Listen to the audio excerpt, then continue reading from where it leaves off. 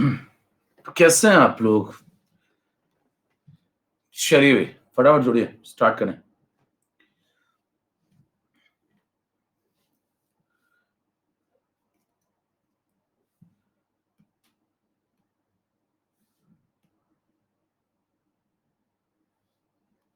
कहाँ तक पहुंच गए थे?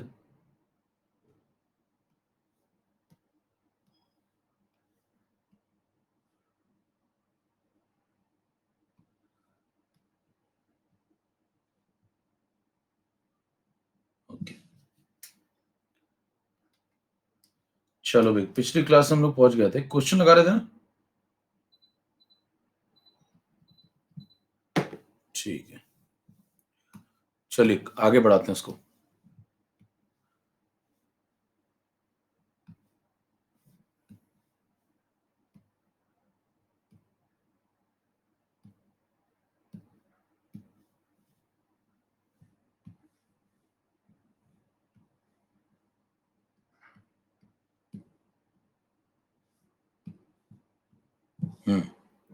क्वेश्चन नंबर 5 हो गया था, ठीक है। क्वेश्चन 5 हो गया था ना।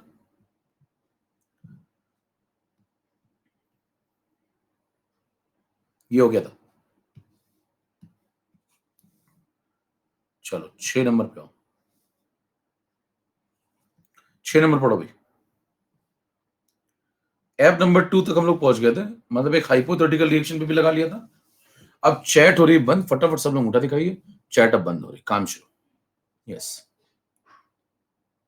स्टार्ट। मैं बहुत ही फास्ट लर्नर हूं सर। सर आओ शुरू करें। तो स्लाइड नंबर 1 है ये। आज की slide number 1। 1 mole of water vapour required heat is this, calculate. यहां पे थोड़ा सा चेंजेस कर लीजिए, यहां पे कर लीजिए, इसको गायब कर लीजिए। इसके ऊपर सफेद है, 2 बार डेल्टा ही हो गया। और ठीक है, यहाँ ठीक है, यहाँ कोई दिक्कत नहीं है, कैलोरी रहना। अब ठीक है, चलो भाई सवाल पढ़िए, फुल स्टॉप लगा लीजिए। For the वेपरेशन of 1 mole of water required it is 40.63 calorie, calculate delta E for the same. अच्छा, ये जो सवाल आया हुआ है ये एआईपीएमटी में भी आ चुका है, तो मैं आपको इसका पहले कंसेप्ट बता देता हूँ, इस प्रकार के सवालों को कैसे लगाया जाता है।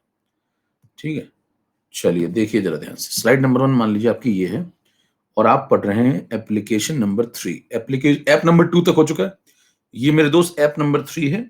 आप delta H is equal to delta E plus delta NGRT का नेक्स्ट एप्लीकेशन सीखने जा रहे हैं। अभी तक जो मैंने आपको 2 एप्लीकेशन सिखाए हैं वो कौन कौन से थे?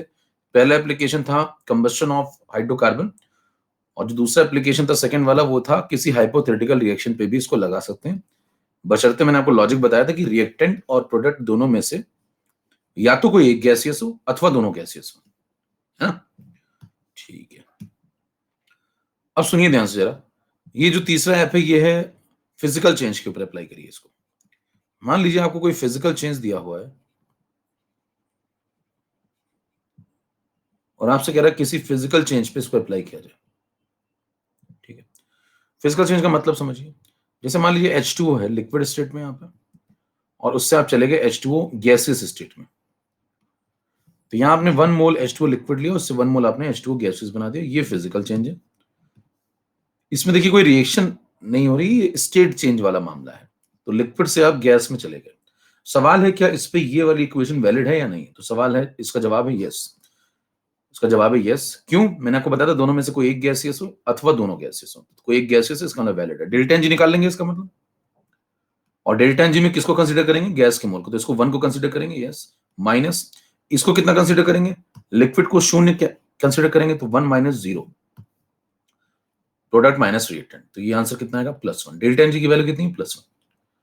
ठीक है, अब इस पे इक्वेशन लगा दीजिए। Delta H is equal to, इसको बोलते हैं vaporisation of water. Vaporisation of water, ठीक है। तो इस पे लगा रहे हैं फिजिकल चेंज पे। इक्वेशन लगाना शुरू करें इस पे, तो आप लिखेंगे delta H is equal to delta E plus delta NGRT, और यहां पे आप डेल्टा एनजी की वैल्यू पुट कर दीजिए। डेल्टा एनजी की वैल्यू है +1, तो आंसर आ गया delta H is equal to delta E plus 1 RT. Clear? तो ये लगाइए भैया। अब कोई पूछे इसमें एनालिसिस क्या है, जरा कंसेप्ट समझिए। देखिए बताइए, जब लिक्विड को आप वेपर में कन्वर्ट करेंगे तो यहाँ पे हीट आप प्रोवाइड करेंगे। जब हीट प्रोवाइड करेंगे तो क्यू हीट आपने यहाँ मान लो प्रोवाइड कर दी, क्यू कैलोरी। तो बताइए एंडोथर्मिक प्रोसेस या एक्सोथर्मिक? एंडोथर्मिक, इसका डेल्टा एच कैसा होगा? पॉजिटिव। इसका डेल्टा ई भी कैसा होगा? क्योंकि एनर्जी आ रही है ना सिस्टम में, दोनों पॉजिटिव। तो आपको दिमाग में ये पॉइंट रखने, इससे क्या सवालों में मदद मिलेगी। कल को मैं आपको बताऊंगा कि इससे बहुत सारे सवाल सीधे ही खत्म हो जाते हैं। जैसे उदाहरण के तौर पर जब ये सवाल वहां पे आया था तो ये ऑप्शन तो मैंने बनाया है, ये ऑप्शन तो मेरे बनाए हुए हैं। वहां पे क्या ऑप्शन थे वो मैं आपको पहले दिखा देता हूँ। ये जो एबीसीडी बनाया हुआ है ना, ये तो मैंने बनाया हुआ है। वहां पे 4 ऑप्शन क्या थे? पहले एआईपीएमटी का सवाल है क्योंकि है ना, आप चेक कर लीजिएगा, मिल जाएगा आपको आराम से। ठीक है, डेटा कभी झूठ नहीं बोलते मेरे दोस्त, इंसानों का क्या है। ठीक है, डेटा और मशीन ये कभी झूठ नहीं बोलते, आप समझिए। तो slide number 1, slide number 2, slide number 2 में मैं आपको 4 ऑप्शन दे रहा हूं, जल्दी से इसको देखिए। ए, बी, सी, डी। और ये एज इट इज सवाल आ चुका है एआईपीएमटी 2012 में। सब लोग लगाइए, 4 ऑप्शन आपके सामने हैं और अब मैं कराऊंगा पोल और सब लोग पोल पे चढ़ेंगे। ठीक है, जिनके पास पोल ना पहुंचे वो लोग अपने घर घर के आसपास जो पोल दिखे उस पे चढ़ जाइए। मानिए आपको पोल आए नहीं, कई लोग कह रहे मेरे पोल नहीं आता है, तो आपके पास अगर पोल ना आ पाए तो फिर आप घर के आसपास जो भी पोल है उस पर चढ़ जाइए, उसको ही मान लिया जाएगा। ठीक, चलो पोल शुरू करें। लगाओ लगाओ लगाओ लगाओ, जल्दी से लगाओ फटाफट। यस, लगाइए, समय शुरू था। अब आपका समय स्टार्ट हो चुका है। 10-20 सेकंड में रुकूंगा, मैं पोल करा दूंगा उसके बाद। गाइस जल्दी से लगाओ।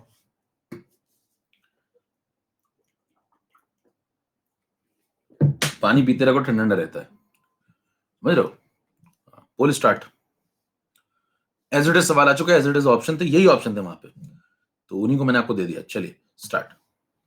इससे आपको पता चलेगा कि कैसा सवाल आता है, कैसे ऑप्शन आते हैं वहां पे। यहां तो आप कुछ भी बना सकते हैं ना, वहां पे भी ऐसे आते हैं। तो ये आइडिया लीजिए आप, ऐसे ऑप्शन आए थे। चलिए सवाल पढ़ते हैं जरा। For the vaporisation of 1 mole of water required heat is 40.63। इसका मतलब एंडोथर्मिक प्रोसेस है, 40.63 हीट यहाँ पे लगी है। डेल्टा ई आपको बताना है। तो ऊपर वाला क्या है? डेल्टा ई तो आपको बताना है। डेल्टा ऊपर कौन सा वाला दिया हुआ है? ये जो 40.63 है, ये कौन है? ये डेल्टा ई है या डेल्टा एच है? नौटी आत्मा आज हो चुकी है, किच्चू किच्चू किच्चू बोल बेना। ट्रिपल डी, ध्रुविता, सिद्धांत झा, निहारिका दास, साजिश सोलंकी, सूरज, सुरेश, सिमरन, जतिन। अब सुनो मेरी बात ध्यान से, जल्दी से एक बात बताओ कि ये जो यहाँ पे दिया 40.63, ये क्या है? क्या यही डेल्टा ई है? क्योंकि ऑप्शन में है, देखिए ऐसा नहीं ऑप्शन में नहीं है, ऑप्शन में है देखिए। तो क्या यही डेल्टा ई है? इसको टिक कर दें क्या? प्रश्नवाची चिन्ह, या ये डेल्टा एच है? ये डेल्टा एच है। अच्छा कैसे पता चला ये डेल्टा एच अभी? हाँ, कैसे पता चला ये डेल्टा एच है? ध्यान दीजिए जरा, इससे पहले कंसेप्ट समझिए। तो पहला सवाल उठता है कि भैया जो दिया हुआ है इसको बोलेंगे ये डेल्टा एच है। नंबर 1 बात, सवाल उठता है क्यों ये डेल्टा एच है, इसको डेल्टा एच क्यों बोलेंगे? क्योंकि देखिए जब आप 1 मोल ऑफ वाटर को वेपराइज करेंगे और कुछ नहीं दिया है, आपको सिर्फ डेटा दिया कि इतनी हीट लगी, तो इसका मतलब अंडरस्टूड है कि आपने ओपन एटमॉस्फेयर में बॉयल किया होगा। तो जैसे मान लीजिए आपने एक कंटेनर लिया होगा और इस कंटेनर में पानी भर दिया होगा, तो इस कंटेनर में आप पानी भर दीजिए और यहां पे ओपन एटमॉस्फेयर है, यहां से बाहर से एक एक्सटर्नल प्रेशर लग रहा होगा 1 atm, तो बाहर से एक दबाव लग रहा है इसके ऊपर 1 atm। ठीक, तो जब आपको कुछ नहीं दिया तो आप एज्यूम कौन सा वाला करते हैं? जनरली जो होता है, सिंपल लॉजिक, आपसे पूछा जाए जब कुछ ना दिया जाए स्पेसिफिक, तो आप एज्यूम क्या करते हैं? जैसा अक्सर होता है। अक्सर क्या होता है? अक्सर पानी को against a constant external pressure 1 atm he vaporise किया जाता है। अक्सर तो यही होता है ना। बंद कंटेनर में कौन बैठ के पानी कह रहे हैं भाई साहब बिल्कुल वॉल्यूम का एक्सपेंशन नहीं होने दूंगा, तो वेपर तो बाहर जाने देते हैं ना जनरली। तो आप पी एक्सटर्नल 1 atm के खिलाफ ये सब कार्यक्रम करते हैं। तो 1 atm लग रहा है, यानी कि कांस्टेंट प्रेशर के अगेंस्ट करते हैं जनरली प्रोसेस, या कांस्टेंट वॉल्यूम रखते हुए करते हैं? तो कहेंगे जनरली मैं कांस्टेंट प्रेशर रखते हुए करता हूं। तो आप बताएं जनरल प्रोसेसेस जो होते हैं वो सभी कांस्टेंट प्रेशर रखते हुए होते हैं। ठीक, अगर कांस्टेंट प्रेशर रखते हुए जनरल प्रोसेस होते हैं तो जो आपने हीट मांगी है 40.63, पहली बात तो पॉजिटिव में होगी क्योंकि आपने मांगी है। रिक्वायर्ड वर्ड का मतलब है पॉजिटिव, पॉइंट समझ पा रहे हैं? रिक्वायर्ड वर्ड का मतलब है पॉजिटिव, और आपने against a constant external pressure ये मांगी, इसका मतलब ये है क्यूपी। ये कौन है? क्यूपी। और जो क्यूपी होता है वही डेल्टा एच होता है, ये मैंने आपको पिछली क्लास में बताया था। यस और नो? जो क्यूपी होता है वो डेल्टा एच होता है, बताया था मैंने आपको। ठीक है, तो बताइए इसका मतलब क्या आपको क्यूपी दे रखा है, क्या आपको डेल्टा एच दे रखा है? क्या डेल्टा एच पॉजिटिव होगा? यस पॉजिटिव होगा। कितना है? 40.63। अच्छा यहाँ पे एक यार चेंज कर लेना, इसको कैलोरी को हटा करके यहाँ कैलोरी नहीं था यहाँ पे, नहीं तो आंसर नहीं मैच करेगा। एक काम करना, यहाँ किलो जूल कर लो, तब मैच करेगा आंसर। वहां पे भी किलो जूल ही था, जो सवाल आया था तो वहां पे भी किलो जूल था, तो यहाँ पे कर लेना एक काम, कैलोरी को हटा करके यहाँ पे बस किलो जूल कर लो। चलो अब सवाल आपको समझ में आ गया? Kilo joule, kilo joule, kilo joule, kilo joule, kilo joule. अच्छा पोल कराएं क्या? पोल अभी नहीं हुआ ना भैया? पोल हो गया क्या? हाँ पोल हो गया, ठीक है। तो पोल में भैया कई लोगों ने आंसर दे दिया, फिर तो ये तो कमाल की बात हो गई, फिर पोल हो गया तो भाई ये किलो जूल करोगे, किलो जूल करोगे तभी आंसर मैच करेगा। तो कई लोग का मैच भी करके, ठीक है बढ़िया है। ऐसे लोग होते हैं हर परिस्थिति में खेल लेते हैं। तो ये अब ठीक है, यहाँ किलो जूल होगा। अब जरा बताइए, यहाँ चलिए किलो जूल कर दिया मैंने, अब बताइए जरा, अब कर लेंगे क्या? अब कंसेप्ट क्या कहता है?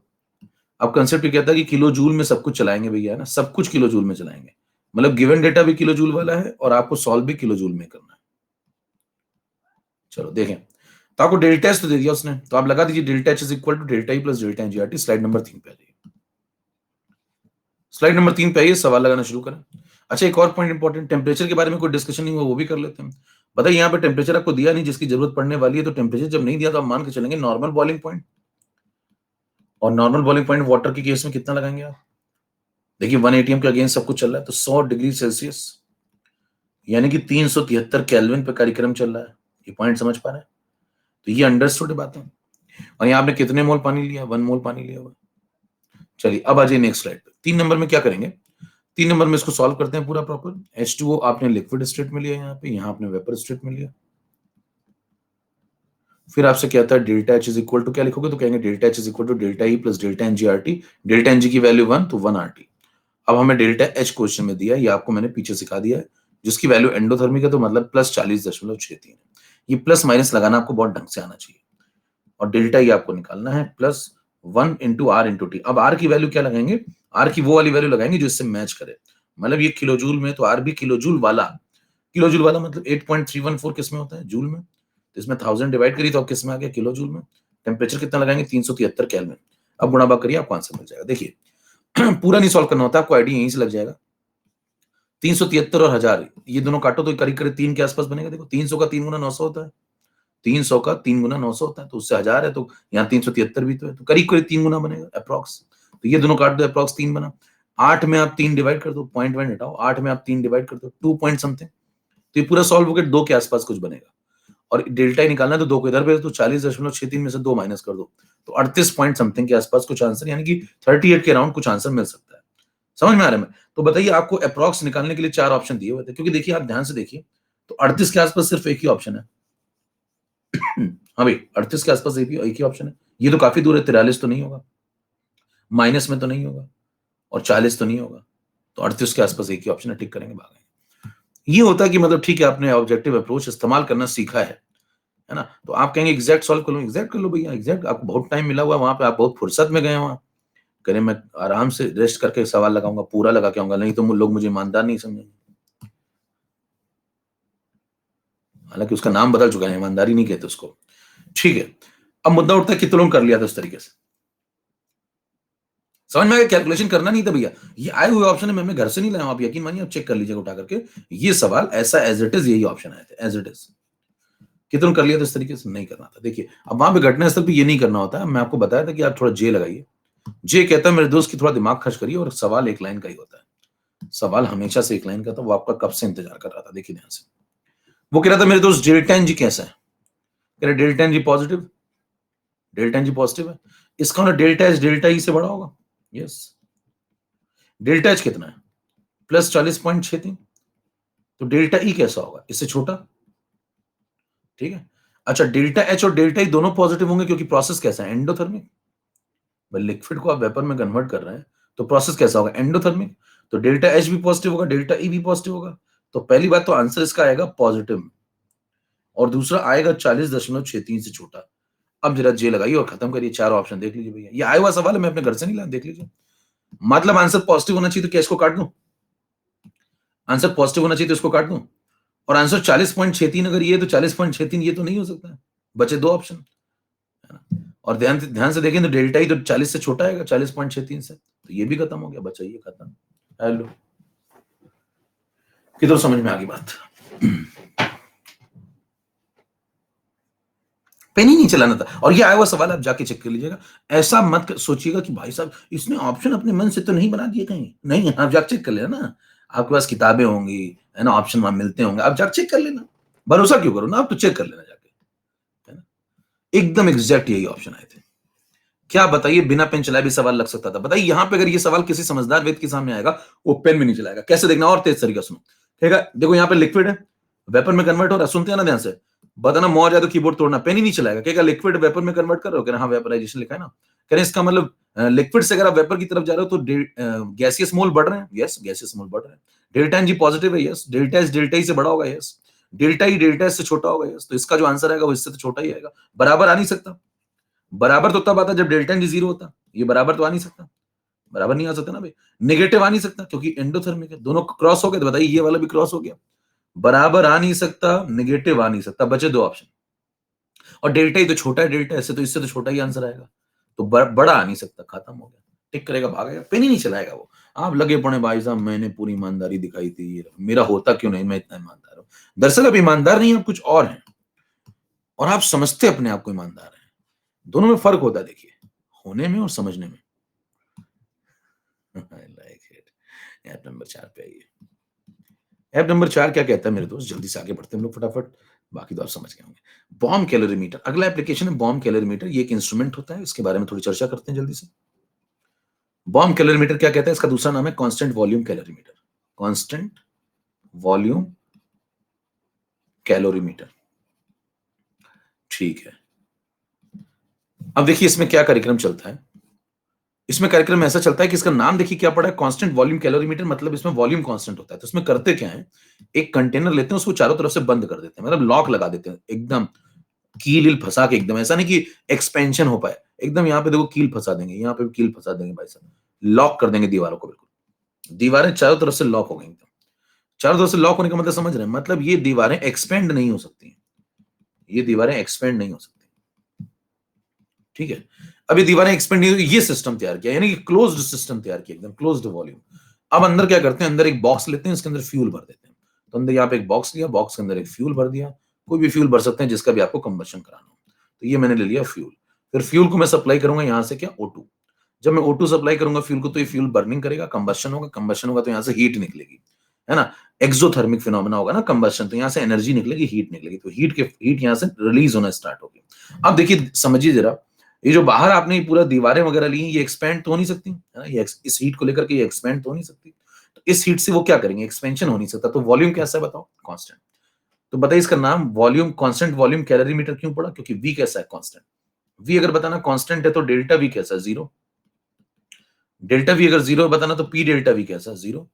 पी डेल्टा वी 0 तो बताइए वर्क डन कैसा है, 0। इसका मतलब इस हीट से कोई वर्क डन नहीं हो रहा, इस हीट से कोई किसी प्रकार का वर्क डन नहीं हो रहा। सवाल सुनिए ऑब्जेक्टिव कैसे आते हैं। ऑब्जेक्टिव नंबर 1, वो पूछेगा कांस्टेंट वॉल्यूम कैलोरीमीटर या बॉम्ब कैलोरीमीटर में बताइए क्या क्या 0 होता है। तो आप कहेंगे डेल्टा वी 0 होता है, पी डेल्टा वी 0 होता है, डब्ल्यू 0 होता है। क्लियर? ये आ चुके हैं सवाल, मैं एग्जैक्ट बता रहा हूं आपको बातें। ये तीनों ऑब्जेक्टिव में दिख जाएंगे आपको कहीं ना कहीं। तो ये सब चीजें होती है। अब मेरे को बताना यहाँ पे जो हीट रिलीज हुई है इसको आप क्या बोलेंगे, क्यूवी या क्यूपी? तो आप बोलेंगे क्यूवी, क्योंकि कांस्टेंट वॉल्यूम पे सब कुछ चल रहा है। तो बताइए इस हीट से होगा क्या, इंटरनल एनर्जी बढ़ जाएगी। ये जो हीट फ्यूल रिलीज करेगा उससे क्या होगा, इंटरनल एनर्जी बढ़ जाएगी। तो जो भी ये सिस्टम आपने बना रखा है दीवारों का, ये दीवारें गर्म हो सकती हैं। यहाँ पानी भर दीजिए तो कुछ हीट इसमें से पानी रख लेगा, वो अपनी, है ना, एमएस डेल्टा टी बना लेगा। समझ पा रहे हैं बात क्या है? यहाँ पानी क्यों भरते हैं, आप पूरा स्ट्रक्चर समझेंगे तो यहाँ पे पानी भरा जाता है। पानी क्यों भरते हैं किनारे किनारे? जिससे ठंडक बनी रहे, ऐसा ना हो कि पता लगा खूब हीट आई और ये ब्लास्ट हो गया। अच्छा, इसका पर्पस क्या है?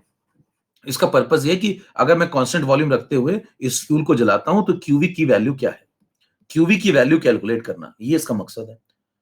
याद करिए जब मैं आपको इंटरनल एनर्जी पढ़ा रहा था तो वहां मैंने लिखा था कि delta E can be measured. हम ई नहीं मेजर कर सकते लेकिन हम डेल्टा ई निकाल सकते हैं। और जब मैं आपको पढ़ा रहा था मैंने ये भी लिखा था कि डेल्टा ई मेजर करने के लिए एक इंस्ट्रूमेंट बनाया गया है जिसका नाम क्या है, बॉम्ब कैलोरीमीटर। याद आया कुछ मामला? अरे कम बात, मेरे को कुछ याद क्यों नहीं आता? मैंने लिखवाया था डेल्टा ई मेजर करने के लिए एक इंस्ट्रूमेंट बना जिसका नाम है बॉम्ब कैलोरीमीटर। वो देखिए आ गया। तो इसकी मदद से हम क्या मेजर करेंगे? Delta E. तो हम क्या करेंगे, यहाँ पे पानी भर लीजिए, चाहे आप यहाँ कुछ भी भर लीजिए, कुल मिला के जो भी हीट आई उससे एक्सपेंशन नहीं होगा। एक्सपेंशन नहीं होगा मेरे दोस्त। और एक्सपेंशन नहीं होगा तो बताइए क्या होगा? बस इंटरनल एनर्जी बढ़ जाएगी, है ना? तो इंटरनल एनर्जी कितनी बढ़ गई वो देख लो, उससे आपको क्यूवी का आइडिया लग जाएगा। उससे आपको क्यूवी का आइडिया लग जाएगा। समझ पा रहे हैं? फ्यूल से जो क्यूवी निकली उसका आइडिया लग जाएगा। तो क्या क्यूवी निकल आएगा? तो क्यूवी की वैल्यू क्या हो जाएगी बताओ? डेल्टा ई निकाल लो। अच्छा डेल्टा ई यहाँ पे क्या है? कहेंगे जो सिस्टम बाहर लग रहा है ना, ये पूरा ये दीवारें, या पानी भर लो तो पानी भी काउंट कर लो, इन सब की इंटरनल एनर्जी में कितना चेंज हुआ वो निकाल लो, और वो क्यूवी के बराबर होगा। इसकी मदद से आपको क्यूवी की वैल्यू मिल जाएगी। किसके लिए? फ्यूल के लिए। यानी कि फ्यूल का आपको क्यूवी मिल जाएगा। क्या पॉइंट समझ पा रहे हैं? यानी कि फ्यूल कांस्टेंट वॉल्यूम रखते हुए कितनी हीट रिलीज कर सकता है वो आपको मिल जाएगा। क्लियर है? तो कभी भी आपसे क्वेश्चन में लैंग्वेज क्या है, लैंग्वेज सुनिए ध्यान से। वो कहेगा 1 मोल मीथेन को मैंने जला दिया। सुनना ना लैंग्वेज, 1 मोल मीथेन को मैंने जला दिया और बॉम्ब कैलोरीमीटर में जलाया और एनर्जी रिलीज हुई 50 जूल। एनर्जी रिलीज हुई 50 जूल। अब बताओ 50 जूल कौन है? वो क्यूवी है। वो कौन है? वो क्यूवी है। तो इसका मतलब क्या इससे में क्यूवी मिल जाता है? क्या इससे में डेल्टा ई मिल जाता है? यानी कि ये रिएक्शन डेल्टा ई कितना दिखा, क्यूवी कितना दिखाएगी वो हमें मिल जाएगा। तो इस रिएक्शन का जो भी फ्यूल का जलने की रिएक्शन होगी, methane plus O2 gives CO2 plus H2O, उसका क्यूवी हमें मिल जाएगा। तो ये कंसेप्ट हमें उस रिएक्शन का, एक गिवन रिएक्शन का क्यूवी दे देता है। अच्छा क्यूपी निकालने के लिए क्या कंसेप्ट है? इन दीवारों को खोल दो, ओपन कंटेनर में करा दो। भाई जब ओपन कंटेनर में कराओगे तो क्या होगा? अगेंस्ट कांस्टेंट प्रेशर हो जाएगा प्रोसेस, तो उससे क्या मिल जाएगा? उससे क्यूपी मिल जाएगा। तो देखिए लिखने के तरीके समझिए। जब किसी फ्यूल को आप जलाते हैं तो फ्यूल को दो तरीकों से जला सकते हैं। फ्यूल समझिए कंसेप्ट है। जब आप फ्यूल को जलाते हैं तो फ्यूल को दो तरीकों से जला सकते हैं, एक ओपन एटमॉस्फेयर में, एक क्लोज एटमॉस्फेयर में। अगर ओपन में जलाएंगे तो जो हीट वो रिलीज करेगा उसको क्या बोलेंगे? वो क्यूपी है। अगर क्लोज में आप जलाएंगे तो वो जो हीट रिलीज करेगा वो क्या? वो क्यूवी है। उन दोनों का डिफरेंस जो होगा क्यूपी और क्यूवी का, वो क्या होगा? वो डेल्टा एनजीआरटी होगा। वही पी डेल्टा वी है। कितनी बात समझ में आ गई? चले, तो इसका मकसद था क्यूवी निकलवाना। क्यूवी ये निकलवा देगा आपके लिए। अब आइए लगाते हैं सवाल 4 नंबर के बाद 5 नंबर इधर आ जाइए। ये लो, बॉम्ब कैलोरीमीटर का सवाल आ चुका आपके सामने। For the combustion of CO in bomb calorimeter evolve heat is 100, then calculate delta H is 27 degree Celsius. Start करिए।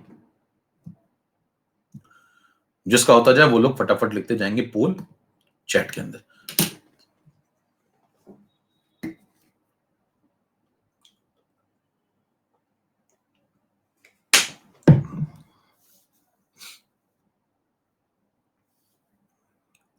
चलो स्टार्ट करें। लगा लिया? लगाया करो भैया। बैठने कहीं तो बैठ जाते होंगे आराम से। मैं कंफर्म बता रहा हूँ, आधे तो बैठे होंगे आराम से कि अभी ये बताएगा। यकीन, हाँ पहचान गए कई लोग तो, हाँ बात इसको किस पता चला। तो जितने गुरु बैठे हुए हैं, हाँ जितने बैठे हुए हैं, मतलब समझ लो उनका काम चालू हो गया है। कोई वहां उनके नाम का फॉर्म छाप रहा है कि नहीं मेरी नोट्स खराब हो जाते हैं फिर मैं खुद से लगाऊंगा, तो एक कॉपी ले लो ना रफ। कि आप कैसे बता? हाँ हाँ, इतने तो बैठे हुए हैं आराम से। कई तो बैठ जाते हैं ऐसे, हाँ हाँ जब बताना शुरू करो। कह रहे पोल कराओगे तो क्या करो? कह रहे पोल में तो अंधी माननी होती, उसमें क्या ऐसे आओ, कह दो ये टक्कम टक्कम टक्कम, ये लो आज ये वाला है। आज दुग्गल साहब बी टिक करेंगे, सारे बी। कल दुग्गल साहब ने सी टिक किए थे, आज बी टिक करेंगे। परसों ऐसे बना लेते हैं। आओ सबने।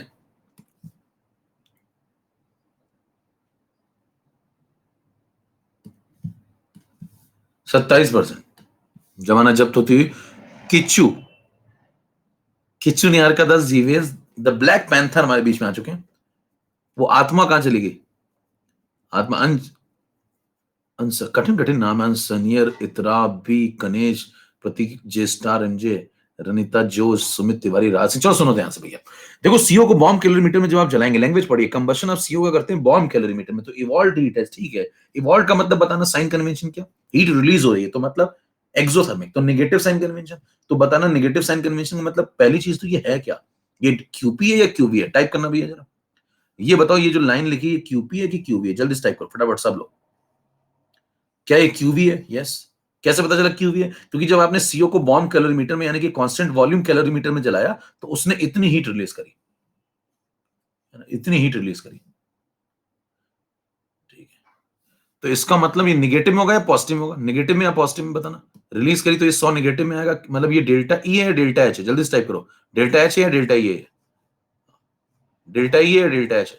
डेल्टा ई है। तो निगेटिव में है डेल्टा ई है, -100 लिखेंगे या +100 लिखेंगे? -100 लिखेंगे या +100 लिखेंगे? माइनस लिखेंगे। समझ में आ रही बात? माइनस लिखेंगे। तो मेरे को बताना इंपॉर्टेंट बात कि जब यहां पे आप पढ़ते थे तो यहां तो प्लस प्लस करते थे, तो इस क्वेश्चन में प्लस प्लस क्यों करते थे? क्योंकि ये वेपराइजेशन था। देखिए एंडोथर्मिक था। तो एक क्वेश्चन मैंने आपको कौन सा लगवाया, ये देखिए रिक्वायर्ड वाला, यानी कि एंडोथर्मिक। जब एंडोथर्मिक होगा तो दोनों पॉजिटिव पॉजिटिव होंगे। तो जे कहता है कि जब एक्सोथर्मिक होगा, फ्यूल जब जले, ध्यान दीजिए, जब भी फ्यूल जले तो आप समझ जाइए दोनों के आंसर नेगेटिव होंगे। तो प्लस वाले तो ऐसे ही काट दिया करो।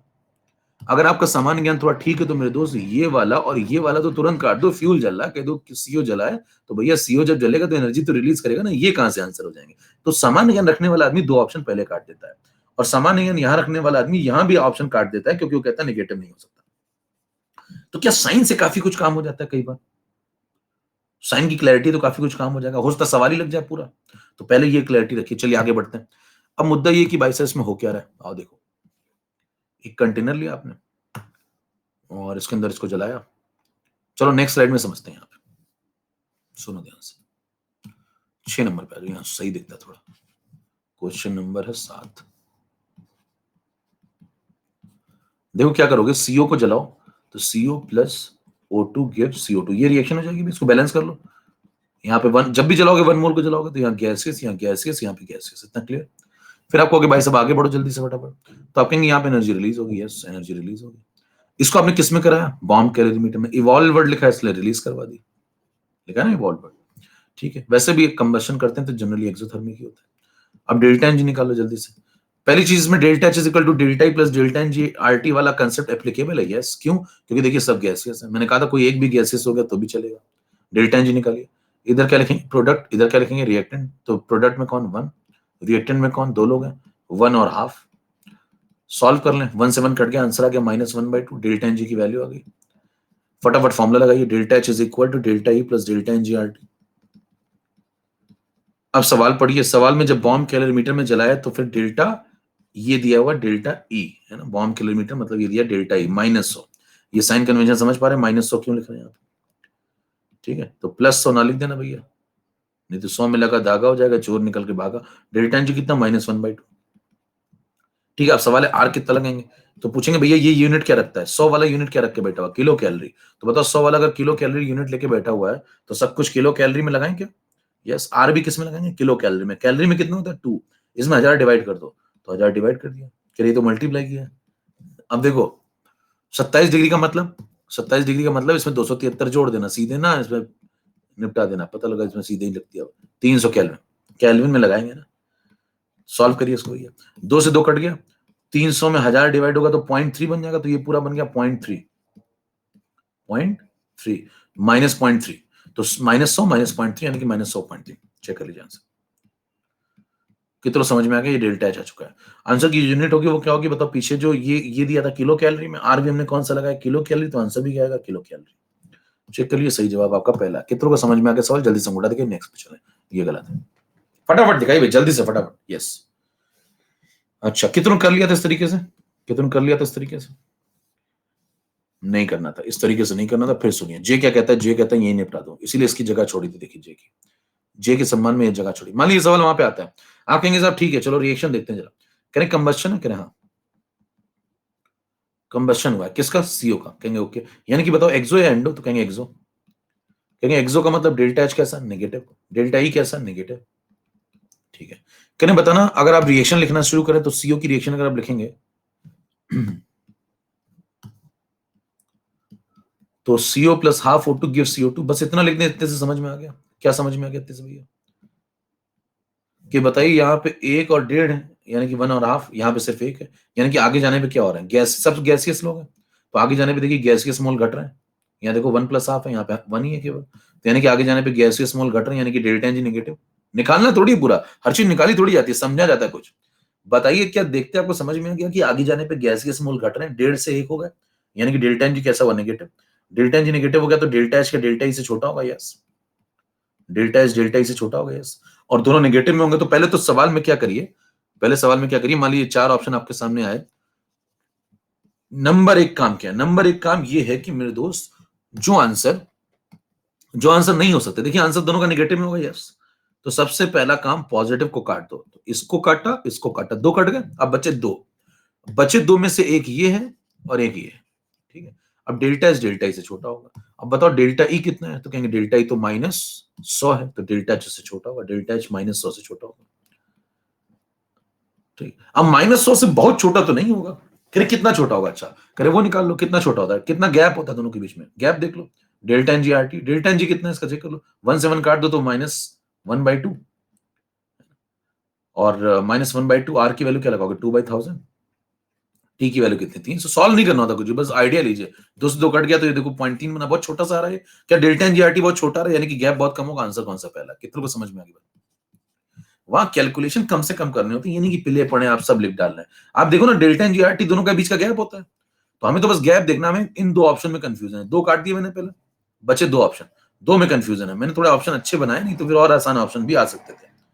तो देखिए ये 2 ऑप्शन बचे, आप delta N G R T को थोड़ा चेक करिए, डेल्टा एन जी -1/2, आर कितना 2/1000 और ये टी कितना 300, देखते समझ में आ गया, 2 कट गया, 300/1000 यानी कि 0.3, बहुत छोटा बन रहा है, बहुत छोटा है, तो गैप इन दोनों के बीच में बहुत छोटा होगा, 100 का गैप थोड़ी होगा, ये गलत है, खत्म हो गया, ये सही है, कितनों को समझ में आ गई। तो एग्जैक्टली एक एक चीज नहीं सॉल्व करनी होती, ना एक एक चीज लिखनी होती, कम से कम लिखिए और काम खत्म कर लीजिए। ये तो ऑप्शन अच्छे थे इसलिए इतना टाइम लगा, नहीं तो इतना भी नहीं लगता कि इतना भी करने की जरूरत नहीं। क्लियर है, कितने लोग आगे बढ़े, कर लेंगे।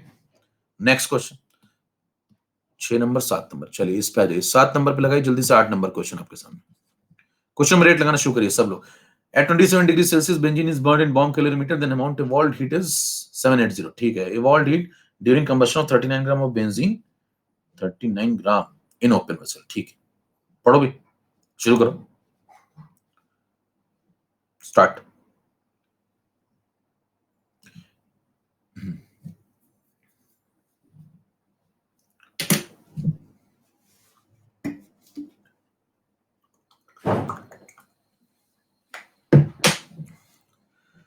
नेक्स्ट मंथ मैंने आपकी क्लास 2-2 घंटे कर दी है, ठीक है,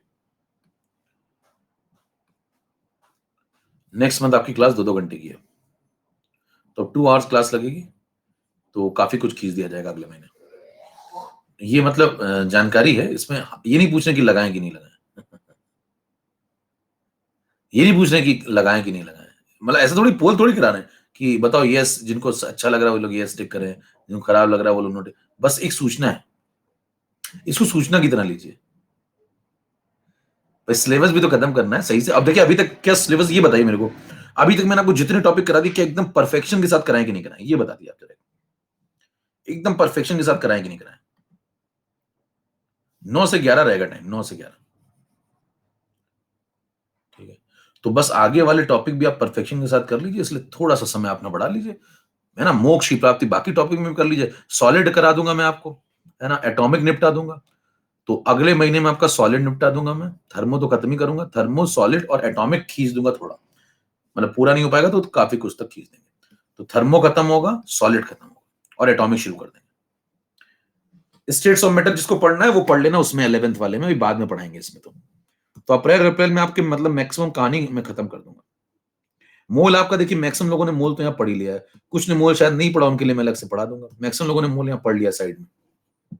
केमिकल काइनेटिक्स हो गया, केमिकल इक्विलिब्रियम हो गया, आयनिक इक्विलिब्रियम हो गया, सॉल्यूशन हो गया, इलेक्ट्रो हो गया, थर्मो चल रहा है, तो मतलब बहुत सारे इंपॉर्टेंट चैप्टर हो चुके हैं। अब अगर अगले महीने में आपका सॉलिड खत्म हो गया और एटॉमिक खत्म हो गया और थर्मो निपट गया, या एटॉमिक शुरू हो गया, चलिए थर्मो पूरा निपट गया, सॉलिड पूरा निपट गया और एटॉमिक थोड़ा शुरू हो गया, तो मतलब आपका एटॉमिक बचेगा बस, और सरफेस और रेडॉक्स छोटे छोटे चैप्टर, वो छोटे छोटे चैप्टर है, वो नाम के चैप्टर है। बड़े बड़े चैप्टर निपटा दिए गए, देखिए बड़े चैप्टर जिससे ज्यादा सवाल आते हैं, solution, electro, chemical kinetics, ionic equilibrium, ये सब बड़े बड़े चैप्टर सब निपट गए, ठीक है। तो आप छोटे छोटे चैप्टर बचे, तो आप चैप्टर की संख्या पे मत जाइए, चैप्टर की कितनी वो विड्थ है उस पे जाइए, सवाल कितने आते हैं उससे। सॉल्यूशन से बहुत क्वेश्चन आते हैं, थर्मो से खूब क्वेश्चन आते हैं, है ना, इलेक्ट्रो से खूब क्वेश्चन आते हैं, काइनेटिक्स से खूब आते हैं, आयनिक इक्विलिब्रियम से आते हैं, वो सब करा दी मैंने आपको अच्छे से। अब बाकी भी अच्छे से करने के लिए आपको बस आधा घंटा थोड़ा और पढ़ना पड़ेगा, अगले महीने 2 घंटे की क्लास चलेगी, ठीक है। सब लोग को सब लोग भैया सूचना समझ ली? सूचना अच्छी लगी, बुरी लगी? अच्छी लगी तो अंगूठा दिखा दीजिए। अच्छी लगेगी मेरे ख्याल से, अब इससे अच्छी आपके लिए क्या, आपका तो काम ही बन रहा है ना। हाँ, कुछ लोग को अच्छी नहीं लगी, 10-20 लोग, चलो ठीक है। सबको अच्छा लग नहीं सकता सब कुछ, दुनिया में सब कुछ सबको नहीं अच्छा लगता। और क्लास चलेगी आपकी 9 बजे से, ठीक है? क्लास चलेगी कितने बजे से? 9 बजे से, 9 से 11, 9 से 11, ठीक है? चलो पढ़ो। 27 डिग्री, 27 डिग्री सेल्सियस पे बेंजीन को बंद किया गया, पोल में शुरू कर देना लो भैया, पोल पे चढ़ जाओ सब लोग। रेडी सब लोग, कर लिया? स्टार्ट।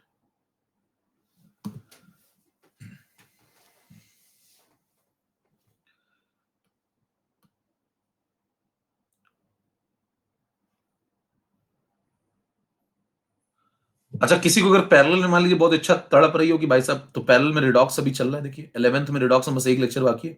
रिडॉक्स अगर आपको पैरेलल में करना है तो पैरेलल में कर लीजिए, जल्दी फ्री हो जाएगी, है ना? सरफेस में पहले 12th में करा चुका हूं, उसमें देख लीजिए रिकॉर्डिंग, वो खत्म कर लीजिए साइड में, अगर आपकी इच्छा हो तो। ये तो मैं बता रहा हूं आपको। और स्टेट्स ऑफ मैटर में भी 11th में पढ़ाऊंगा, 2 लेक्चर का टॉपिक हो तो छोटा, 2 लेक्चर का टॉपिक है स्टेट्स ऑफ मैटर।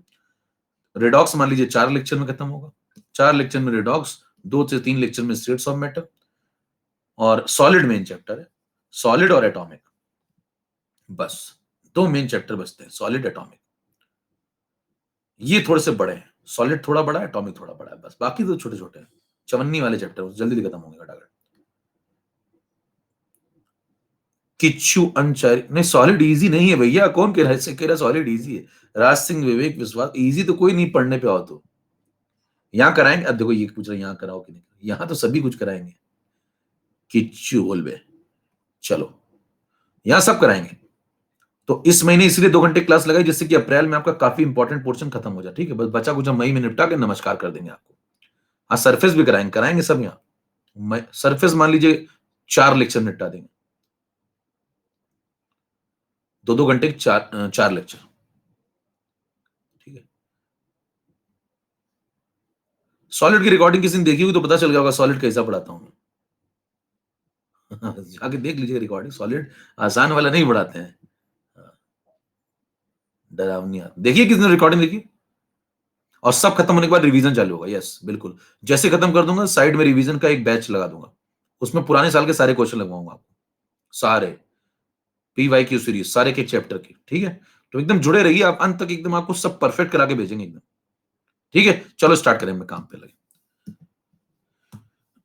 देखो, बेंजीन को जला दीजिए बॉम्ब कैलोरीमीटर में, है ना? इवॉल्व हीट 780 किलो कैलोरी है, यानी कि इवॉल्व हीट 780 किलो कैलोरी है, तो ये डेल्टा, ये नेगेटिव में भाई, इवॉल्व है ना तो नेगेटिव में। अच्छा, बॉम्ब कैलोरीमीटर में तो बताइए कांस्टेंट वॉल्यूम पे, तो यानी कि डेल्टा ई है, डेल्टा एच है, तो कहेंगे डेल्टा ई है भाई। बॉम्ब कैलोरीमीटर में जो होता है उसे डेल्टा ई बोलेंगे ना, ये तो ये डेल्टा ई है। आपको निकालना क्या, डेल्टा एच। डेल्टा एच और डेल्टा ई में जो डिफरेंस होगा वो delta N G R T के बराबर होगा, ठीक है? चलिए देखते हैं। तो सबसे पहले यहां पे ये समझ लीजिए कि क्वेश्चन क्या कह रहा है। क्वेश्चन ये कह रहा है कि अगर मैं इसी बेंजीन को, जिसको मैंने अभी फिलहाल बॉम्ब कैलोरीमीटर में जलाया है, अगर मैं इसी बेंजीन को खुले में जलाता, कहां जलाता? खुले में। खुले में मतलब ये ऐसे ओपन, ऐसे इसमें बेंजीन जलाऊंगा। तो पूछ रहा है कि बताओ जब इसमें बेंजीन जलाएंगे तो बाहर से एटमॉस्फेरिक प्रेशर क्या लग रहा है भैया, है ना? कांस्टेंट वॉल्यूम तो है नहीं, एक्सपेंशन हो सकता है इसमें। तो बताइए, कांस्टेंट प्रेशर के अगेंस्ट जब आप कार्यक्रम करते हैं, इसको बोला जाता है ओपन वेसल। बोलने के तरीके देखिए, वो आपसे कहता है ओपन वेसल, वो आपसे बोल रहा है कांस्टेंट प्रेशर पे काम चल रहा है, वो आपसे कहता है क्यूपी, वो आपसे कहता है डेल्टा एच, एक ही बात है। वो आपसे कहता है डेल्टा एच निकालो, है ना? वो आपसे कहता है डेल्टा एच निकालो, वो आपसे कहता है क्यूपी बताओ, वो आपसे कहता है मेरे दोस्त की कांस्टेंट प्रेशर पे उसको फ्यूल को जलाया मैंने, वो आपसे कहता है कि मैंने ओपन वेसल में जलाया, सब एक ही बात है। तो यहाँ पे जो बेंजीन आपने भरा हुआ है, यहाँ पे जो बेंजीन आपने भरा हुआ है, इसको जब आप O2 देंगे और ये जलेगा, तो यहां से जो हीट इवॉल्व होगी उसे बोलेंगे क्यूपी, यही आपको निकालना है। अब वो देख लेंगे कितने ग्राम के लिए निकालना है, 39 ग्राम, 48 ग्राम, जो पूछेगा लगा लेंगे। लेकिन मुद्दा ये समझ में आए, ओपन वेसल का मतलब ये है। तो ये है ओपन वेसल। अच्छा, दिया कौन सा डेटा है? दिया आपको क्लोज वेसल का। सवाल को थोड़ा समझिए। सवाल में कह रहा है कि अगर मैं ओपन वेसल में जलाता हूं तो हीट कितनी प्रोड्यूस करेगा ये? जबकि क्लोज वेसल में 780 किलो कैलोरी करता है, बॉम्ब कैलोरीमीटर में इतनी हीट इवॉल्व करता है। चलिए देखें, तो सबसे पहले आप रिएक्शन लिख दो भैया 9 नंबर 8 नंबर 8 नंबर स्लाइड पे आ जाओ। क्वेश्चन नंबर भी 8 है, कमाल की बात। ठीक, सबसे पहले reaction benzene O2 CO2 H2O, balance करो। यहां 1 लगाओ, यहां 6 लगाओ, यहां पे देखो H6 है तो यहां 3H2O लगा लो। ठीक है, अब देखो यहाँ पे चेक करो, 6 2 12 12 3 15, तो यहाँ 15/2 लगा लो। कर चुके हैं बैलेंसिंग बहुत पहले भी, इससे अच्छी बैलेंसिंग बता चुका हूं मैं आपको। अच्छा, बेंजीन की स्टेट अगर आपको क्वेश्चन में नहीं दिए तो आप लिक्विड मानेंगे, है ना। वैसे दी जाती है क्वेश्चन में, है ना, क्वेश्चन में रिएक्शन ही लिख देते हैं पूरी। तो बेंजीन लिक्विड स्टेट में होगा यहाँ पे भैया, ये आपको पता होना चाहिए। O2 यहाँ गैसियस है, CO2 यहाँ गैसियस है, H2O की स्टेट आप देख के बताएंगे। 27 डिग्री सेल्सियस तापमान है, तो इसमें आप जोड़ दीजिए 273, यानी कि टेम्परेचर है 300 केल्विन। अब 300 केल्विन जब आप लगाएंगे, मतलब 27 डिग्री यानी कि 100 से कम डिग्री, तो ये लिक्विड स्टेट में होगा। ये पॉइंट समझ में आ रहा है। और बेंजीन भी लिक्विड स्टेट में एग्जिस्ट करेगा 27 डिग्री में।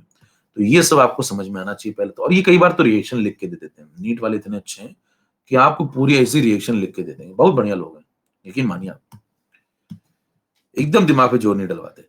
फिर बताइए, जब आप डेल्टा एनर्जी निकालेंगे तो इसको नहीं काउंट करेंगे, इसको नहीं काउंट करेंगे। ये पॉइंट आपको क्लियर होना चाहिए। आपको इन दोनों को काउंट करना है, केवल इनको दोनों को काउंट नहीं करना होगा। ठीक है, चलिए delta energy is equal to 6 minus product minus reactant. अच्छा, आप शॉर्ट नोट्स बनाना शुरू कर दो भैया, समय आ चुका है बिल्कुल। अब पुराने जितने चैप्टर आपके कवर हो गए ना, उनके सबके शॉर्ट नोट्स थर्मो तक बन जाने चाहिए आपके, थर्मो खत्म होते ही साथ ही साथ।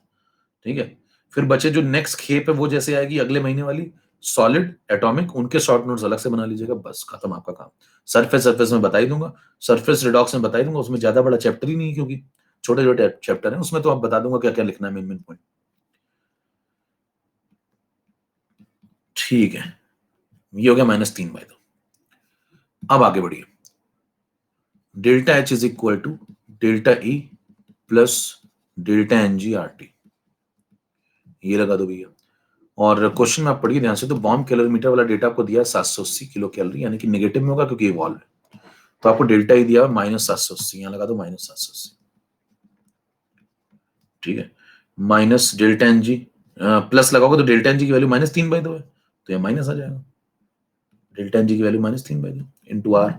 आर कौन सा लगाओगे? किलो कैलोरी वाला। किलो कैलोरी मतलब 2 इंटू 10⁻³ टी कितना लगाओगे? 300 कैलोरी। तो लगाते जाओ फटाफट, सॉल्व करो भैया। सॉल्व करोगे तो क्या बन जाएगा? ये गया इससे, 2 से 2 गया, 300 इंटू 3 कर दो तो 900, 1000 ये डिवाइड कर दो तो 0.9, ये 2 2 कट गया, तो ये सब पूरा बन गया 0.9। तो ये बन गया 780.9 नेगेटिव में, -780.9, और ये है किलो कैलोरी में। क्या ये आंसर है? ओपन वेसल में तो है, ठीक है, कोई दिक्कत नहीं। क्या ये आंसर है? सब होगा डिस्कस, आप टेंशन मत लीजिए, आप सब लगा के रखिए। अपने जितने भी डाउट है सब एक जगह पे कलेक्ट करके रखिए, है ना। मैं एक बार पहले थोड़ा निपटा लूं कोर्स, ये थर्मो को निपटा लूं, फिर मैं एक साथ सारे आपके डाउट ले लूंगा, कोई दिक्कत नहीं। आप सारे डाउट अपने एक जगह इकट्ठे कर लीजिए, सब मॉड्यूल वगैरह PYQ सब डिस्कस कर डालूंगा मैं एक समय में, यही करूंगा बैठ के डिस्कस। ठीक है, तो आप क्या करिए, सब इकट्ठा करके रखिए, मतलब एकदम आपका पिन आपको होना चाहिए। मैं पूछूं भाई साहब कौन सा सवाल मॉड्यूल में, तो आप फटाफट बताइए, 25 नंबर 27 नंबर इकट्ठा करके रखिए, सब इनको टिक करके लिख के एक जगह एक पेज पे, कितने डाउट मेरे को पूछने हैं, सब बता दूंगा मैं। लेकिन अभी थोड़ा सा पहले बढ़ लें अपने आगे। अभी 2-3 बार आपको कोई डाउट आया करें तो उसको 2 बार लगाया करिए, ऐसा नहीं कि एक बार में नहीं हुआ बस छोड़ दिया, आप तो पूछ के रहेंगे। हम दोबारा लगाइए उसको, फिर थ्योरी पढ़िए उससे रिलेटेड, फिर लगाइए। अच्छा, ये आंसर नहीं है, क्यों ये आंसर क्यों नहीं है? ध्यान दीजिए, ओपन वेसल का आंसर है, कह रहे हैं हाँ, लेकिन ये देखिए पर मोल का, 1 मोल बेंजीन आपने जलाया, ये पूरा कार्यक्रम आपने किस पे किया? 1 मोल बेंजीन पे। तो ये जो पूरा कार्यक्रम चल रहा है मेरे दोस्त, ये तो चल रहा है 1 मोल बेंजीन पे। 1 मोल बेंजीन का मतलब होता है कि इसका मोलर मास अगर आप निकाले तो 78 ग्राम बेंजीन पे। तो ये पूरा कार्यक्रम 78 ग्राम। अगर आपसे पूछे 78 ग्राम बेंजीन को मैंने ओपन वेसल में जलाया, डेल्टा एच निकालो, तो कहेंगे ये है। कहेंगे इवॉल्व हीट बताओ, कहेंगे ये। लेकिन ये पर मोल, लेकिन ये पर मोल ऑफ बेंजीन है। अब पर मोल आंसर चाहिए नहीं, तो आप देख लो भैया कितने मोल पे चाहिए आपको। आपको चाहिए 39 ग्राम पे, 39 ग्राम मतलब आधे मोल पे। तो आधे मोल पे आप निकाल सकते हो ना बड़े आराम से। कैसे निकाल सकते हो? आप कहोगे इतना करने के बाद कि अगर 1 मोल पे आंसर आपको पता चल गया है, 1 मोल बेंजीन या 78 ग्राम बेंजीन पे आपको आंसर पता चल चुका है डेल्टा एच का, और जो कि आया -780.9 किलो कैलोरी। तो अगर आपसे कोई क्वेश्चन पूछे कि मेरे को तो आधे मोल पे चाहिए, अगर मैं आधे मोल को जलाऊंगा तो कितनी डेल्टा एच की वैल्यू आएगी? तो सिंपल सी बात है भैया, डेल्टा एच में जो एच है ना, वो कैसी प्रॉपर्टी आपको पढ़ाया गया सब कुछ, अभी बताना जरा। एच कैसी प्रॉपर्टी सब पढ़ा चुका हूं मैं आपको बहुत अच्छे से, और क्यों है वो रीजन भी बता चुका हूँ।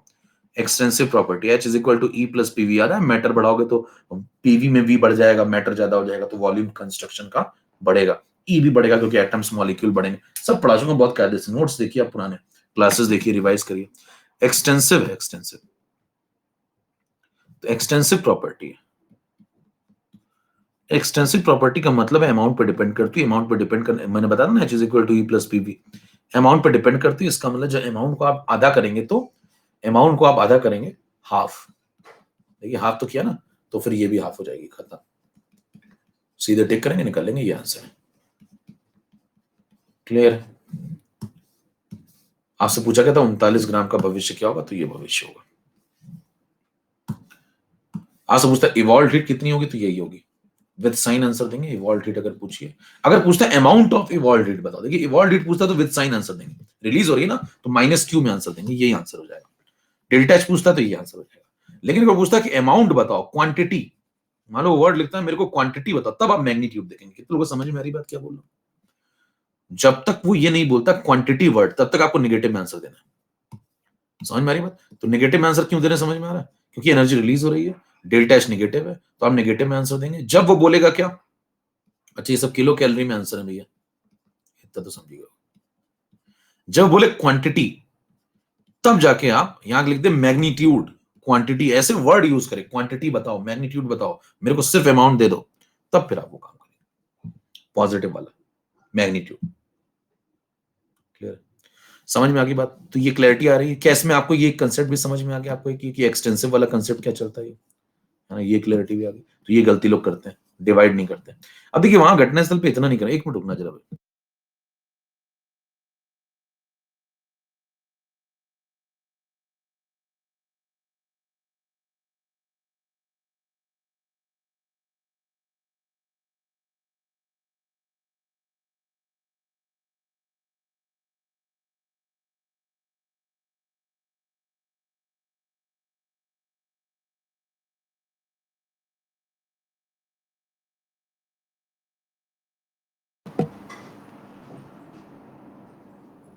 ये भी क्लियर?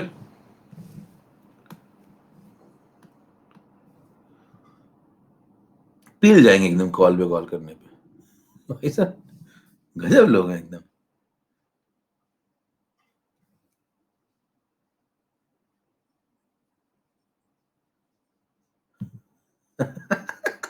पील जाते हैं एकदम ही। मतलब सोचो अगर किसी व्यक्ति को ये नहीं समझ में आ रहा कि आदमी सामने से फोन काट रहा है तो कहीं बिजी होगा, तुरंत दोबारा कॉल लगाएंगे। यकीन मानिए अगर कोई व्यक्ति आपको, आप कॉल काट दें, उसके बाद दोबारा कॉल लगा दे आपको तुरंत, तो उसका सिलेबस कंप्लीट है। ऐसे ऐसे मान लो कोई हमें लगाता है फोन ऐसे, तो उसको फोन उठाते हैं, कहते हैं कि भैया तैयारी बंद कर दो, आप तो तैयारी बंद कर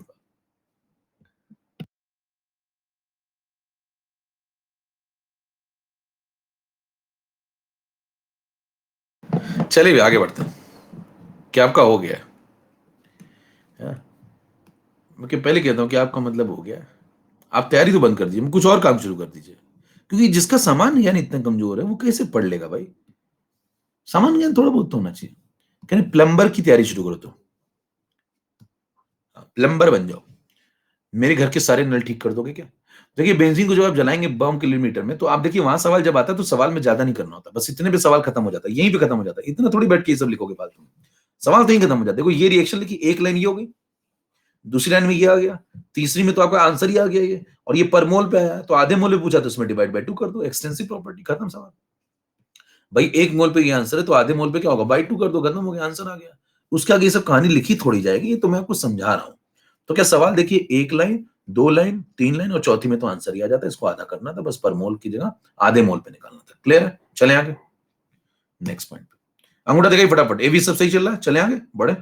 ओके 9 नंबर स्लाइड पे। तो क्लैरिटी आई आपको सवालों में? क्या है delta H is equal to delta E delta N GRT के सवाल अब आप लगा लेंगे? यस, हर प्रकार का सवाल आपको लगवा दिया मैंने, बॉम्ब किलोमीटर ये वो सब कुछ। चलिए ये खत्म होता है यहाँ पे जाके। अब हम लोग आगे बढ़ते हैं, अगला कंसेप्ट है हीट कैपेसिटी। अगला कंसेप्ट सीखने जा रहे हैं हम लोग हीट कैपेसिटी। अब ये भी बहुत जहरीला कंसेप्ट है, इसको लोग समझते थोड़ा बहुत ही हैं, ढंग से नहीं पढ़ते इसको, अंदर तक नहीं क्लैरिटी होती है हीट कैपेसिटी। और मैं आपको जो भी पढ़ाऊंगा उसे मोक्ष दिलाऊंगा। पहली बात तो मैं सब पढ़ाता हूं, और दूसरा सब में मोक्ष दिलाता हूं। मतलब ये मुश्किल काम है थोड़ा। मुश्किल क्या मतलब? बहुत ही मुश्किल। आइए देखिए, अब मेरी कोई भी रिकॉर्डिंग उठा के देख लीजिए किसी भी टॉपिक की, आपको वही लेवल का मोक्ष मिलेगा, एकदम उसी लेवल का, पैरेलल बिल्कुल चलता है, back to back. It is the amount of heat required to raise, अभी मैं आपको इसके बाद सॉलिड स्टार्ट करूंगा, उसमें भी आप देख लीजिए, to raise the temperature of a given amount,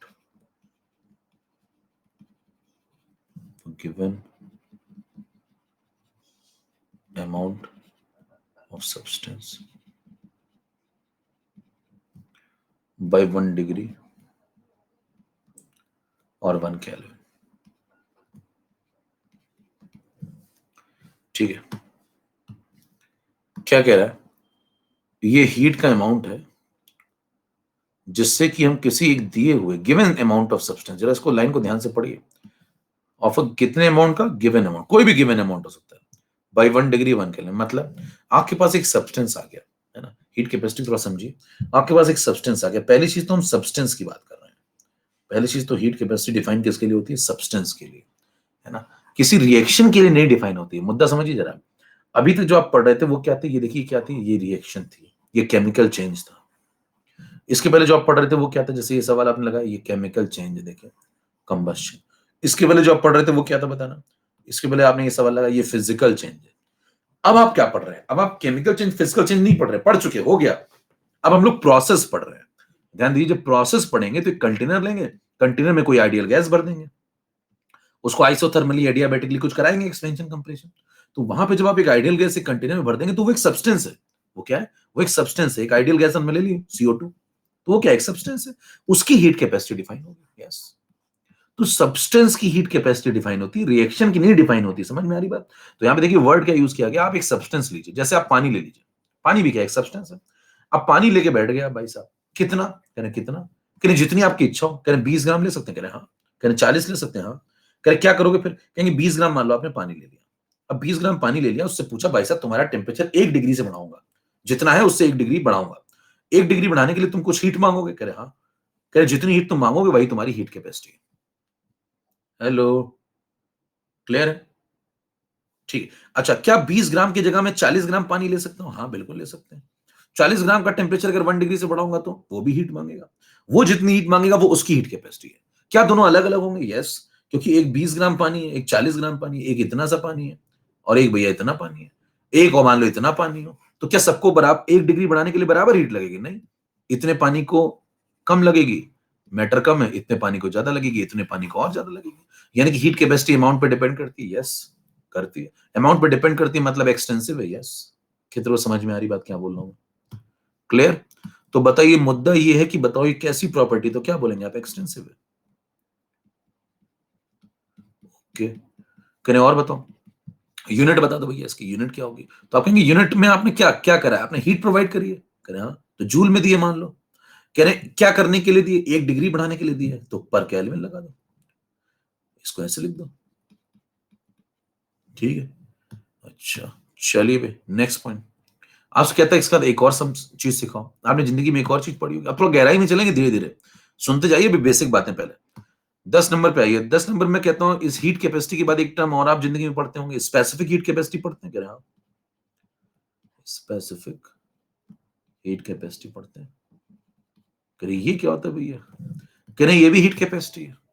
कह रहे वो भी हीट कैपेसिटी, ये भी हीट कैपेसिटी। कह रहे हाँ। कह रहे कैसे? कह रहे आदमी बुरा हो चाहे अच्छा हो, आदमी तो है। आदमी बुरा हो चाहे अच्छा हो, आदमी तो है ना यार वो, है ना? तो मतलब स्पेसिफिक हो चाहे कैसी हो, लेकिन है तो हीट कैपेसिटी। बस थोड़ी सी क्या है, चूजी है। देखिए वो जनरल थी, वो कहती थी 20 ग्राम ले आओ चलेगा, 40 ग्राम ले आओ चलेगा, वो कहती 50 ग्राम ले आओ चलेगा, कोई भी गिवन अमाउंट ले आओ चलेगा। ये कहती थोड़ी मैं चूजी हूं। चूजी का मतलब समझते हैं? ये कहती है मैं थोड़ी सी सिलेक्टिव हूं। सिलेक्टिव मतलब स्पेसिफिक अमाउंट पे ही बात करूंगी। स्पेसिफिक अमाउंट का मतलब मैं डिफाइन तभी होंगी जब 1 ग्राम सब्सटेंस लाओगे। 1 ग्राम, 2 ग्राम पे डिफाइन ही नहीं हूं मैं। 2 ग्राम पे डिफाइन करना है तो जाओ इसको डिफाइन करो। कि 2 ग्राम पे किसको डिफाइन करें? इसको डिफाइन करो। 4 ग्राम पे डिफाइन करना है, इसको डिफाइन करो। 1 ग्राम पे डिफाइन करना हो, मेरे से बात करो।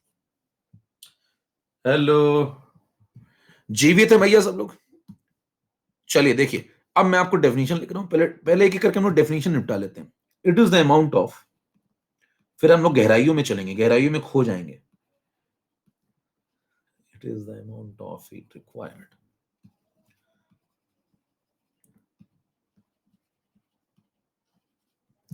अच्छा, इतने फोन करने के बाद पूछते क्या पता है, मान लो बहुत फोन किया, उठा लिया फोन, अरे हाँ सर क्या हो गया, कह रहे सर वो नेक्स्ट शेड्यूल नहीं दिख रहा हेल्प अचीवर बैच का।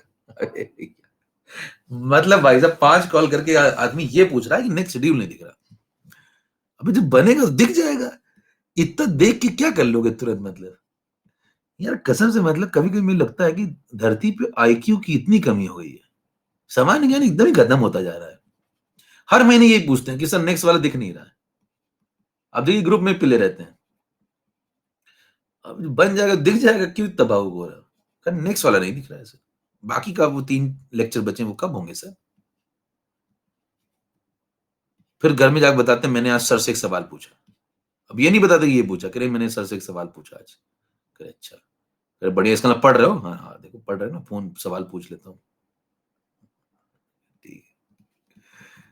कह रहे 1 रोटी आज ज्यादा मिलेगी? कह रहे हाँ आज मिलेगी, थोड़ी सब्जी भी देना। चलो देखिए, आपसे कहता है मेरे दोस्त, it is the amount of heat required to increase the temperature of 1 gram of substance by 1 degree. यहां पे देखिए ये थोड़ा चूजी आदमी है, ये कहता है कि मेरे को 1 ग्राम सब्सटेंस ही चाहिए, 2 ग्राम पे मैं डिफाइन ही नहीं हूं, और 1 डिग्री या 1 केल्विन से बढ़ा लो। अच्छा 1 डिग्री से बढ़ाओ या 1 केल्विन से बढ़ाओ, बात एक ही होती है, क्योंकि चेंज नहीं होता। क्या बोल रहा हूं मैं? चेंज नहीं होता है डिग्री और केल्विन में। डिग्री और केल्विन एक ही बात थोड़ी है, अलग अलग बातें, लेकिन उसमें जो डेल्टा होता है ना, डेल्टा, वो चेंज नहीं होता, सेम आता है, क्योंकि 273 का गैप होगा तो वो तो चेंज ही नहीं होगा गैप। तो आप 1 डिग्री से बढ़ा लो डेल्टा या 1 केल्विन से बढ़ा लो डेल्टा, किसका? 1 ग्राम का। तो इस बार आप बताओ पानी कितना लेकर के आओगे? ये कहेगा मेरे दोस्त 1 ग्राम पानी लाओ तुम्हारे लिए। हाँ 1 ग्राम पानी ले आओ, सब्सटेंस है। हाँ अब क्या करो, इसका 1 डिग्री टेम्परेचर बढ़ाओ। कह रहे हीट मांगेगा? कहेगा हाँ मांगेगा, क्योंकि जितनी मांगेगा वही तुम्हारी स्पेसिफिक हीट कैपेसिटी है। अच्छा पानी अलग मांगेगा, ऑयल अलग मांगेगा मेरे दोस्त। अगर आप पानी को ले और ऑयल को ले, दो दो ही तो अलग अलग सब्सटेंस है। पानी हीट अलग मांगेगा, ऑयल अलग मांगेगा, हर सब्सटेंस सेम हीट थोड़ी मांगता है। आप 1 ग्राम पानी ले आइए, आप 1 ग्राम ऑयल ले आइए, और जरा कंपेयर करिए, दोनों का 1 डिग्री टेम्परेचर बढ़ाओ। कोई जल्दी गर्म हो जाता है, कोई देर में गर्म होता है। कोई कहता है मेरे को थोड़ी सी हीट दे दो, मेरा हो जाता है 1 डिग्री बढ़ जाता है। कोई कहता है मेरे को ज्यादा हीट मांगती है, तब जाके मेरा 1 डिग्री बढ़ता है। तो जो ज्यादा हीट मांगता है वो आदमी कूल है, जो ज्यादा हीट मांगता है वो आदमी कैसा? वो कूल है ना? देखिए पानी धीरे धीरे उबलता है, देखिए पानी, ऑयल फटाफट ये गर्म हो जाता है। ऑयल देखिए फटाफट गर्म हो जाता है। ऑयल में तभी तो पूड़ियां आप किस में तलते हैं? ऑयल में तलते हैं ना भाई। तो बताइए ऑयल फटाफट गर्म हो गया, पानी टाइम ले रहा है, पानी कूल है। तो मेरे को दोस्त बताना कि ये जो पानी ले रहे हैं, ऑयल ले रहे हैं, या कोई और सब्सटेंस ले रहे हैं, क्या सब अलग अलग हीट मांगते हैं? सब अलग अलग हीट मांगते हैं। तो अलग अलग हीट मांगते हैं तो सबकी हीट कैपेसिटी अलग अलग है। आप 1 ग्राम कोई पानी ले लीजिए, 1 ग्राम ऑयल ले लीजिए, दोनों से पूछिए, दोनों का 1 डिग्री बढ़ाऊंगा, बर्नर लगाऊंगा। पानी कहता है मेरे को इतनी हीट चाहिए, ऑयल कहता है मेरे को इतनी हीट चाहिए, दोनों अलग अलग है, दोनों की स्पेसिफिक हीट कैपेसिटी अलग अलग है। फील आ रहा है कंसेप्ट का? बताइए मेरे दोस्त, अगर मान लीजिए मैं यहाँ पे 2 ग्राम लेकर के आ जाऊं, 2 ग्राम पानी, और एक बार ले आऊं 1 ग्राम पानी, तो बताइए किसकी स्पेसिफिक हीट कैपेसिटी ज्यादा होगी? जल्दी से टाइप करिए। 2 ग्राम पानी की स्पेसिफिक हीट कैपेसिटी ज्यादा होगी या 1 ग्राम पानी की? सेम होगी, क्योंकि ये डिफाइन, देखो बता रहे करें 2 की ज्यादा होगी। भैया ये डिफाइन ही 1 ग्राम पे, तो आप कहेंगे स्पेसिफिक हीट कैपेसिटी 2 ग्राम पानी भी अगर आप लाते हैं तो डिफाइन तो पर ग्राम पे ही होगी। डिफाइन तो पर ग्राम पे होगी, तो पर ग्राम पे तो आंसर सेम ही आएगा। कितने को समझ में आ रही बात? हेलो, आज का पहला तो खाता खुल गया आपका, बधाई हो। इसका मतलब ये कैसी इंटेंसिव की एक्सटेंसिव टाइप करिए, जल्दी से जल्दी से टाइप करिए, इंटेंसिव। फील आ गया कंसेप्ट? चलिए, तो इसका मतलब ये इंटेंसिव डिफाइन 1 ग्राम पे होती है ना। आप कितना भी ले लीजिए, आप 50 ग्राम ले आइए, लेकिन ये पर ग्राम पे डिफाइन होगी। जब भी इसका आंसर निकालेंगे तो पर ग्राम लेकर के ही निकालेंगे, तो ये बदलेगा नहीं आंसर।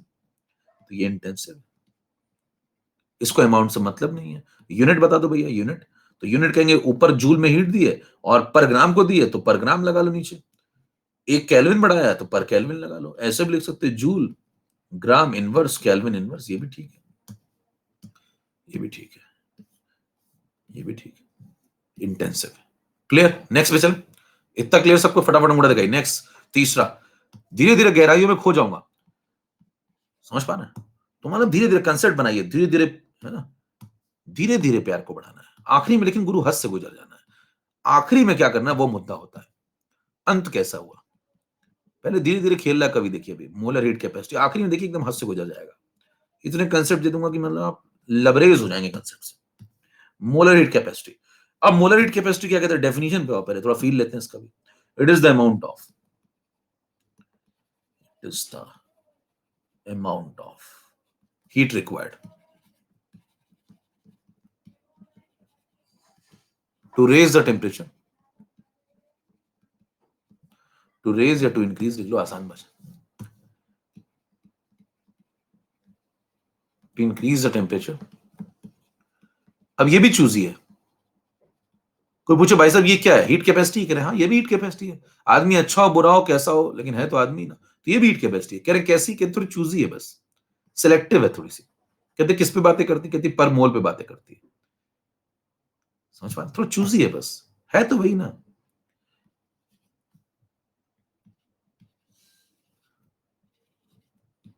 जैसे मान लीजिए कोई व्यक्ति उसको कहता है कि भाई साहब मेरे को पढ़ना है, कह रहे किससे पढ़ोगे, कह रहे मेरे को तो कोई भी चलता है तो आप हीट कैपेसिटी है, आप कहते हैं मैं स्पेसिफिक हूं, मैं मोलर हूं, मेरे को यही मांगता है, तो फिर मामला थोड़ा सा चूजी हो गया, समझ पा रहे हैं, वैसा है थोड़ा सा। तो 1 डिग्री 1 केल्विन, कुछ लोगों को कुछ भी चलता है, कि मेरे को सब चल जाता है, बस पढ़ाना चाहिए। अधिक it is the amount of heat required to increase the temperature of 1 mole substance, इस बार 1 मोल सब्सटेंस है भैया, 1 मोल सब्सटेंस 1 डिग्री 1 केल्विन। आप इस बार क्या करेंगे, 1 मोल पानी लाएंगे, क्या करेंगे 1 मोल पानी, 1 मोल पानी का मतलब 18 ग्राम पानी, तो 1 मोल पानी लेकर के आइए और पूछिए 1 मोल पानी का टेम्परेचर 1 डिग्री से बढ़ाने के लिए कितनी हीट मांग रहे हो तुम, जितनी मांग रहा है वही मोलर हीट कैपेसिटी, समझ पा रहे हैं? अच्छा मैं अगर 50 मोल पानी ले आऊं, या चलो 1 मोल पानी लाया उसके बाद मैं 2 मोल पानी लाया, 1 मोल पानी लाया फिर 2 मोल पानी लाया, बताइए किसकी मोलर हीट कैपेसिटी ज्यादा होगी,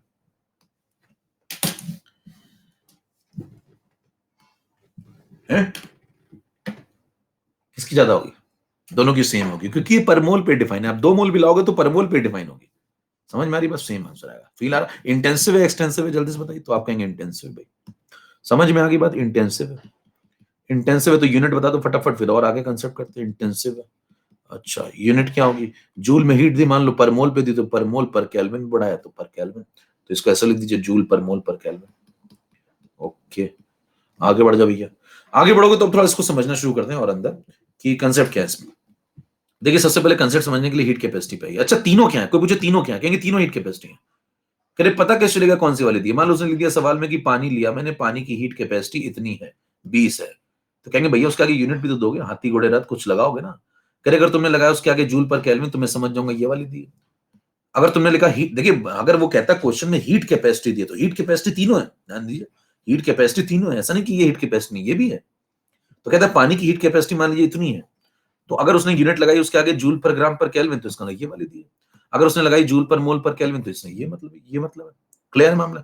अच्छा कुछ जरा इनके सिंबल भी समझ लीजिए फिर और आगे बढ़ते हैं, इनका सिंबल समझ लीजिए, जो पहला वाला इसका सिंबल होता है कैपिटल सी, ठीक, दूसरे वाले के दो सिंबल आपको मिलेंगे, एक छोटा सी और एक एस, स्पेसिफिक हीट कैपेसिटी के दो सिंबल आपको किताबों में मिलेंगे, एक छोटा सी और एक एस। तीसरा वाला जो मोलर हीट कैपेसिटी इसके आपका सिंबल मिलेगा कैपिटल सी, और कैपिटल सी के नीचे लिखा होगा, कैपिटल सी के नीचे लिखा होगा कभी कभी एम, तो आप समझ जाएंगे ये क्या है, ये मोलर हीट कैपेसिटी, समझ में आ रही बात, तो ये सिंबल है ठीक है, आपको थोड़ा सा देखे होने चाहिए, तो इसको लिखते हैं कैपिटल सी और नीचे लिख देते हैं छोटा सा एम, क्लियर, तो ये हो गई मोलर हीट कैपेसिटी, ये छोटा सी लिख दें तो स्पेसिफिक हीट कैपेसिटी, एस भी लिखते हैं इसको, और बड़ा सी केवल लिखते हैं तो हीट कैपेसिटी, क्लियर इतना, ये सिंबल है ठीक है, इसमें कोई कंफ्यूजन इतना ज्यादा होना नहीं चाहिए, और बहुत ज्यादा ये लॉजिकल बातें भी नहीं कोई, वो तो क्वेश्चन में यूनिट देख के समझ जाएंगे, है ना, सिंबल थोड़ी बनाएगा बैठ के। अब देखिए लेकिन आना चाहिए, अब इसको समझते हैं, जरा मैथमेटिकली समझते हैं। मान लीजिए आपने एक सब्सटेंस लिया, मान लीजिए आपने यहाँ पे कंटेनर लिया, कंटेनर में पानी ले लिया, 10 ग्राम 20 ग्राम जो आपकी इच्छा हुई, कोई भी गिवन अमाउंट, 20 ग्राम मान लो पानी ले लिया आपने। तो 20 ग्राम पानी ले लिया, उससे पूछा भाई साहब तुम्हारा टेम्परेचर DT डिग्री से बढ़ाना चाहता हूं, तुम्हें कितनी हीट चाहिए? कहता है मेरे को डिफरेंशियल की हीट दे दो, छोटा सा टेम्परेचर बढ़ाना, छोटी सी हीट दे दो। कहता है अगर कभी 1 डिग्री बढ़ाना तो कह रहा है फिर dQ/dt दे देना। 1 डिग्री बढ़ाने के लिए कहता है dQ/dt दे देना। किसको? गिवन सब्सटेंस की बात कर रहा हूं। गिवन सब्सटेंस आपने कितना लिया? 20 ग्राम 40 ग्राम जो भी आपने लेना हो ले लीजिए। DT डिग्री बढ़ाने के लिए पूछो इतनी हीट चाहिए, तो 1 डिग्री बढ़ाने के लिए इतनी हीट चाहिए। 1 डिग्री बढ़ाने के लिए गिवन सब्सटेंस को जितनी हीट मांग रहा है वही तो इस हीट कैपेसिटी है। तो मुझे हीट कैपेसिटी आ गई? कह रहे हाँ। मैंने कहा देखो सामने ही है। अच्छा तुम ही हो क्या? हाँ। ठीक है बैठो। अब आगे बढ़े, अब दूसरे वाले को समझते हैं, दूसरे और तीसरे वाले को समझते हैं। इन दोनों को समझने के लिए फिर आ जाइए जरा इधर और थोड़ा सा बातें कर लें, फिर इन दोनों पे फिर अभी लौट के, अब इन दोनों पे फिर लौट के आएंगे। पहला समझ में आ गया आपको? पहले को और खोल लेते हैं थोड़ा सा, पहले के धागे और खोल लीजिए थोड़े से, वहां जगह नहीं है। अब आ जाइए हीट कैपेसिटी पे दोबारा से, भी फिर लौट के आएंगे मोलर और स्पेसिफिक पे। कहता है हीट कैपेसिटी समझाओ, आ जाओ। C इज इक्वल टू क्या होता है? dQ/dt। पीछे समझ लिया हमने, तो ठीक है। मान लीजिए आपसे कहता है C is equal to dQ/dt है, और आपने एक सब्सटेंस ले लिया, यानी कि आपने एक आइडियल गैस मान लो ले ली। सब्सटेंस में आप कुछ भी ले सकते हैं, तो मान लीजिए आपने कोई आइडियल गैस ले ली, ठीक, और आपने एक प्रोसेस कराया, ध्यान दीजिए रिएक्शन नहीं कराई, क्या कराया? प्रोसेस कराया। प्रोसेस रिएक्शन में फर्क होता है मेरे दोस्त, है ना। एक कंटेनर ले लीजिए, उसमें आइडियल गैस बंद कर लीजिए 4 मोल, अब वो 4 ही मोल रहेंगे। अब वो ऐसा थोड़ी 4 के 5 मोल हो जाएंगे, है ना। आइडियल गैस तो अंडे थोड़ी दे रही कि 4 के 5 हो जाएंगे, 4 के 4 ही मोल रहेंगे।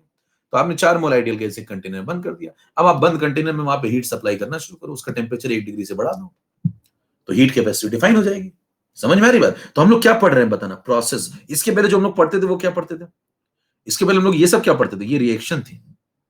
अभी हम क्या पढ़ रहे हैं? अभी हम प्रोसेस पढ़ रहे हैं। अभी हम किस पे पढ़ रहे हैं? सब्सटेंस पे। पहले हम रिएक्शन डील कर रहे थे, हम सब्सटेंस पे प्रोसेस डील कर रहे हैं। हेलो, और मेरे सुस्त दोस्तों थोड़ा अंगूठा तो दिखा दिया करो। देखिए हीट कैपेसिटी यहां पे चर्चा और शुरू करें।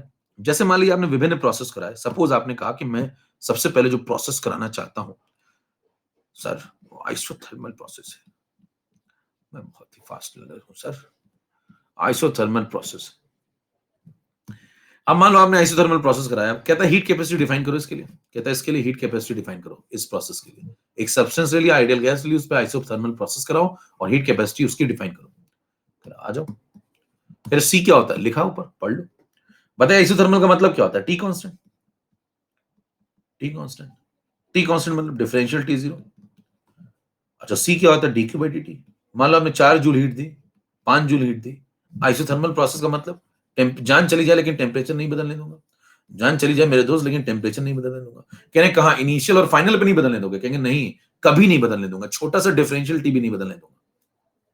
फील देखिए कंसेप्ट की क्या है। ये नहीं कि भाई साहब कह रहे हैं यहां से यहां तक initial final temperature main same हो जाए तो ये ठीक है आइसोथर्मल है। नहीं, बीच में अगर टेम्परेचर ऊपर नीचे हुआ है तो आइसोथर्मल थोड़ी है।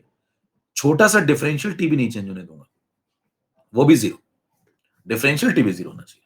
समझ आ रही बात? तो बताइए आइसोथर्मल का मतलब क्या होता है? आप कितनी भी कुछ भी कर लो भाई साहब, जान चली जाए लेकिन टेम्परेचर में कभी बिल्कुल बदलाव नहीं होना चाहिए। अब ऐसा करने के लिए आप क्या करेंगे? डिफरेंशियल टी को जीरो बनाए रखेंगे। आप मान लो 4 जूल हीट दे रहे हैं, फिर आपने कहा 5 जूल हीट दे रहा हूं, डिफरेंशियल टी कितना रखते जा रहे हैं? जीरो। आप 10 जूल दे रहे हैं, 50 जूल दिए जा रहे हैं, दिए जा रहे हैं। भाई साहब एक सब्सटेंस बना लिया, उसको खूब हीट दिए जा रहे हैं, डीटी बदलने नहीं दे रहे। कुछ ऐसा जुगाड़ बना रखा है आपने। क्या बना रखा है वो आगे पढ़ेंगे। क्या बना आइसोथर्मल कराते कैसे वो भी आगे की चर्चा है, लेकिन कुछ ऐसा जुगाड़ बना रखा कि भाई साहब कुछ भी हो जाए डीटी जीरो है। अगर डीटी जीरो है तो इसका मतलब ये तो बदलेगा ही नहीं। डीक्यू आप कुछ भी देते रहो, अब आप डीक्यू कुछ भी देते रहो 4 5 10 20 50, तो ये तो कुछ वैल्यू है फाइनाइट, ऊपर वाली न्यूमरेटर फाइनाइट है, डिनोमिनेटर शून्य है, तो finite value x upon zero.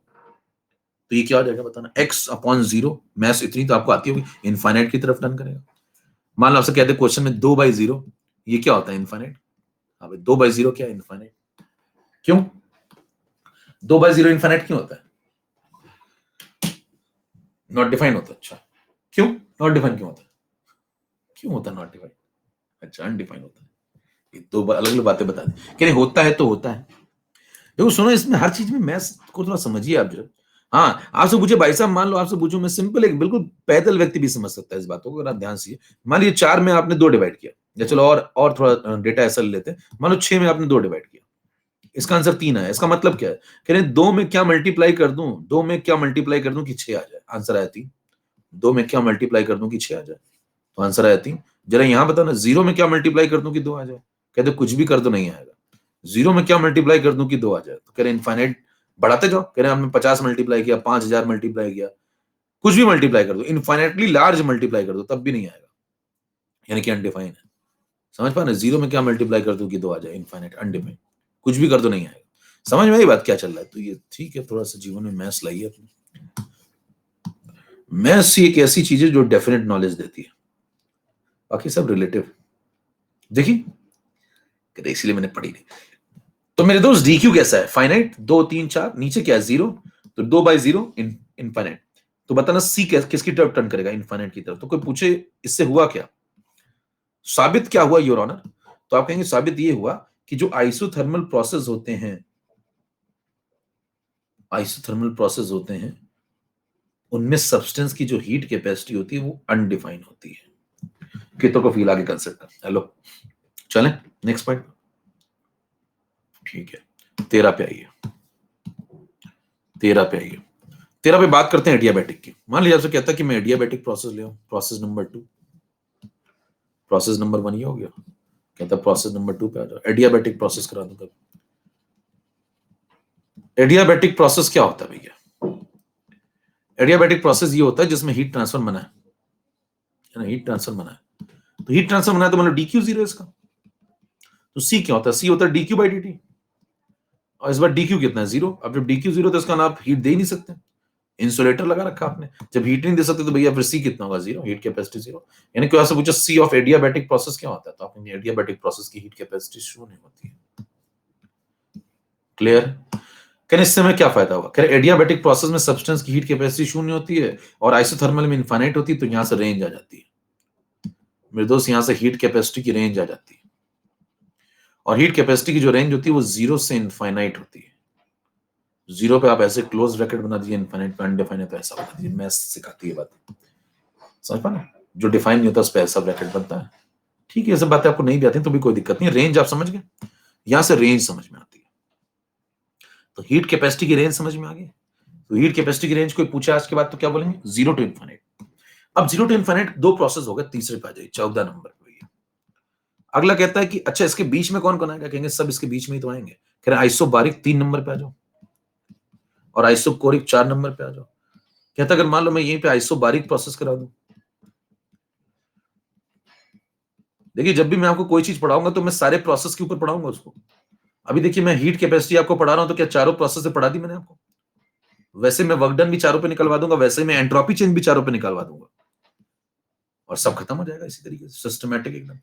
जरा बताना आइसोबारिक आइसोकोरिक। आइसोबारिक का मतलब क्या? Pressure constant, pressure constant DP 0।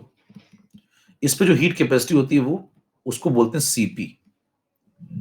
और आइसोकोरिक में क्या लिखेंगे? V constant. वी कांस्टेंट मतलब डिफरेंशियल वी 0। इस पे जो हीट कैपेसिटी होगी उसको बोलते हैं सीवी। तो ये दोनों डिफाइन है, ये 0 भी नहीं है। सीपी और सीवी को आपको डिफाइन करना पड़ेगा, इनको समझना पड़ेगा। बाकी दोनों कहां है? 0 टू इनफाइनाइट। ये 0 है और ये इनफाइनाइट है। तो ना आपको इसको पढ़ना है ना आपको इसको पढ़ना है, ना आपको आइसोथर्मल पढ़ना है डिटेल में, ना आपको एडियाबैटिक पढ़ना है डिटेल में। क्यों? क्योंकि दोनों की हीट कैपेसिटी 0 से इनफाइनाइट है। आपको पढ़ने क्या होते हैं? सीधे सवालों में क्या यूज होते हैं? CP CV. हेलो, मुझे जीने नहीं देती याद तेरी, समझ में आ रहा है? चले आगे, फीलिंग गुड? चलिए कंक्लूड करते हैं फिर। कंक्लूजन पे आइए, 15 नंबर स्लाइड पे आ जाइए। इसका ना कोई आपसे कहे कि मेरे दोस्त आपने 4 प्रोसेस समझा दी, कह रहे क्या क्या? आइसोथर्मल, एडियाबैटिक, आइसोबारिक, आइसोकोरिक, ये सब ठीक है। तो 4 प्रोसेस आपने पढ़े, इनमें सब में हीट कैपेसिटी डिफाइन करो फटाफट। तो आप कहेंगे आइसोथर्मल में सी जाता है इनफाइनाइट की तरफ क्योंकि dt 0 है। एडियाबैटिक में सी 0 होता है। आइसोकोरिक में इसे सीवी डिफाइन करते हैं और आइसोबारिक में इसको सीपी डिफाइन करते हैं। क्या 4 पॉइंट क्लियर? ये कंक्लूजन आ गया। अब आपको इसमें से ये दोनों पढ़ने हैं, ये दोनों तो पढ़ने नहीं क्योंकि ये तो रेंज डिफाइन करते हैं। इन दोनों से क्या पता चलती है, ये रेंज बहुत हैवी रेंज है इसकी, बहुत हैवी ड्राइवर है। देखो ये 0 से इनफाइनाइट, बाकी सब देखिए ये डिफाइन है, इनको पढ़ना है आपको। डिफाइन तो ये भी है हालांकि, लेकिन आपको इन दोनों को नहीं पढ़ना, इनको दोनों को पढ़ना। क्लियर इतना चले? हेलो, ठीक है भैया। तो इस वाले में आप क्या बोल देंगे, v कांस्टेंट है और इसमें डिफरेंशियल v0 है। इस वाले में कोई पूछे तो कहेंगे p कांस्टेंट है, डिफरेंशियल p0 है। ठीक है, ओके, नेक्स्ट पे चलिए। इतना क्लियर सबको? ये हो गया आपका 15 नंबर। ठीक है, 15 नंबर तो सब कुछ क्लियर सभी को। चले नेक्स्ट पॉइंट पे। अब हम लोग क्या करते हैं, कुछ सवाल लगाना शुरू करें, कुछ कंसेप्ट और पढ़े। तो आपको हीट कैपेसिटी की फील आ गई क्या? अब हीट कैपेसिटी की फील आ जाने के बाद मैं आपको एक और कंसेप्ट बताता हूं। जैसे आपने पढ़ा भी मोलर हीट कैपेसिटी, और आपने इसके पहले पढ़ा हीट कैपेसिटी और स्पेसिफिक हीट कैपेसिटी। तो मैंने आपसे पहले भी कहा था कि मैं भी लौट के आऊंगा, है ना, उन पर फिर से लौट के आऊंगा। तो अब जरा लौट के आ जाते हैं एक बार फिर से वापस। अभी तो देखिए चर्चा जो हुई है वो ज्यादातर किसकी हुई है, हीट कैपेसिटी की हुई है। मोलर की तो हुई नहीं है अभी ज्यादा, है ना, स्पेसिफिक की भी नहीं हुई है ज्यादा। तो हम लोग जरा उन पर भी लौट के आ जाते हैं। मैं आपको 3 फॉर्मूले दे रहा हूं, जरा ध्यान से देखिए। 15 नंबर पे आइए, 16 पे आ जाइए, और 3 फॉर्मूले दे रहा हूं मैं आपको। क्योंकि देखिए इन पे चर्चा नहीं हुई अभी ना, हीट कैपेसिटी की चर्चा हो गई, लेकिन इस पे चर्चा नहीं हुई ज्यादा और इस पे चर्चा नहीं हुई ज्यादा। तो इन दोनों पे कर लेते हैं। हालांकि ये दोनों इंटेंसिव है, समझ में आ गया आपको, और ये पहला वाला एक्सटेंसिव था। अच्छा, वैसे मैंने आपको बता दिया, देखिए स्पेसिफिक लग जाता है, स्पेसिफिक के आगे डॉट डॉट डॉट लगा दो, कुछ भी फिल कर दो। स्पेसिफिक के आगे डॉट डॉट डॉट लगा कुछ भी फिल कर दो, क्या बन जाता है, इंटेंसिव। याद है पहला लेक्चर? मोलर के आगे डॉट डॉट डॉट लगा दो, फिल कर दो, तो क्या बन जाता है, इंटेंसिव। वही हो रहा है, देखिए चूज ही हो जाता है अमाउंट थोड़ा सा। चलो अब मैं 3 फॉर्मूले लिख रहा हूं, ध्यान से देखिए।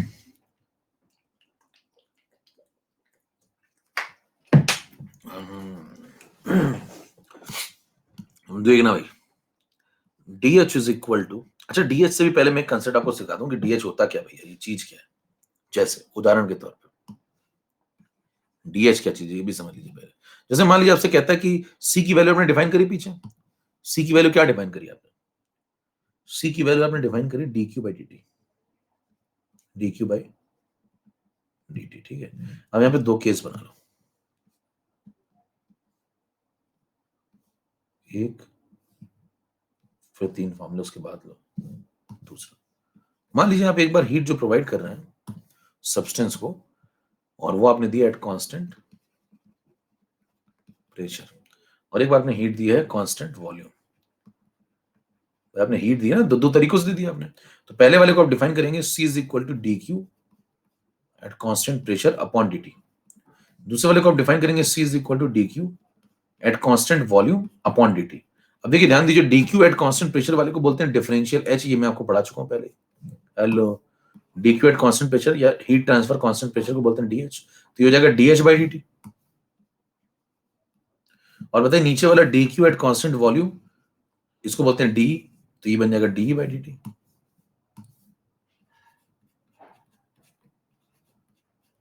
तो यहां से देखिए 2 कंसेप्ट आ जाएंगे, एक आ जाएगा d बाई dt और एक आ जाएगा dH बाई dt। तो ये हो गया, ये ऊपर वाला कौन सा हो गया बताना, कांस्टेंट प्रेशर वाला। तो कांस्टेंट प्रेशर वाले को आप नाम क्या देते हैं, अभी आपने पढ़ा पीछे, इसको बोलते हैं Cp। और कांस्टेंट वॉल्यूम वाले को नाम क्या देंगे आप, इसको बोलेंगे आप Cv। तो क्या Cp Cv भी डिफाइन होगा? भाई आपने आइसोबारिक डिफाइन, आइसोथर्मल डिफाइन कर लिया, एडियाबैटिक डिफाइन कर लिया, आइसोबारिक डिफाइन कर लिया, आइसोकोरिक डिफाइन, चारों प्रोसेस डिफाइन कर लिया। यहां से देखिए फॉर्मूले आ गए। Cp को यहां रहने दो, DH बाई dt को जरा थोड़ी देर के लिए Cp लिख लो। तो जैसे आप ऐसा लिखेंगे तो, अरे भाई सब ये कहां से आ गया ये भैया पीछे जोड़ लेना, ये गलती से इधर आ गया, ये पीछे वाला है मामला, इधर आ गया गलती से। ठीक है, 9 नंबर स्लाइड है, ये 8 नंबर के बाद जोड़ लेना। यहाँ पे देखो ये 8 थी, इसके आगे ये 9 है। ठीक है, इसको 9 डैश लिख दो। ठीक है, समझ गया? फिर उसका 9 10 11 12, फिर तो लाइन से चल रहा है मामला। ठीक है, चलो सुनो, 17 नंबर पे आओ। 17 नंबर पे आप आइए, तो यहाँ पे देखिए एक Cp डिफाइन हो गया, एक यहाँ पे Cv डिफाइन हो गया। तो Cp को आप क्या लिखेंगे, Cp is equal to DH by dt। और Cv को क्या लिखेंगे आप, Cv is equal to D by dt। ठीक है, फिर यहां से लिख दो DH is equal to CPDT, और यहां से लिख दो D is equal to CVDT। Clear है ये भी? अब मेरे को एक बात बताओ जल्दी से कि ये जो दो फॉर्मूले मैंने लिखे हुए हैं इसमें CPCV है कौन? ये जो CP लिखा है और जो CV लिखा है ये दोनों कौन है? ये दोनों हीट कैपेसिटी है या स्पेसिफिक हीट कैपेसिटी है या मोलर हीट कैपेसिटी? ये दोनों कौन है? जल्दी से टाइप कर सब लोग। सवाल समझ पाए क्या? ये फॉर्मूले दो लिखे हुए हैं, इसमें CP क्या है और CV क्या है? हीट कैपेसिटी है या स्पेसिफिक वाली है या मोलर है? कौन सी वाली है? कौन सी वाली है? हाँ भाई, तो ये हीट कैपेसिटी मेरे दोस्त। कह रहे कैसे? ये इसमें कंफ्यूजन। अरे भैया पीछे देखो, इसको देखो कहां से आया ये।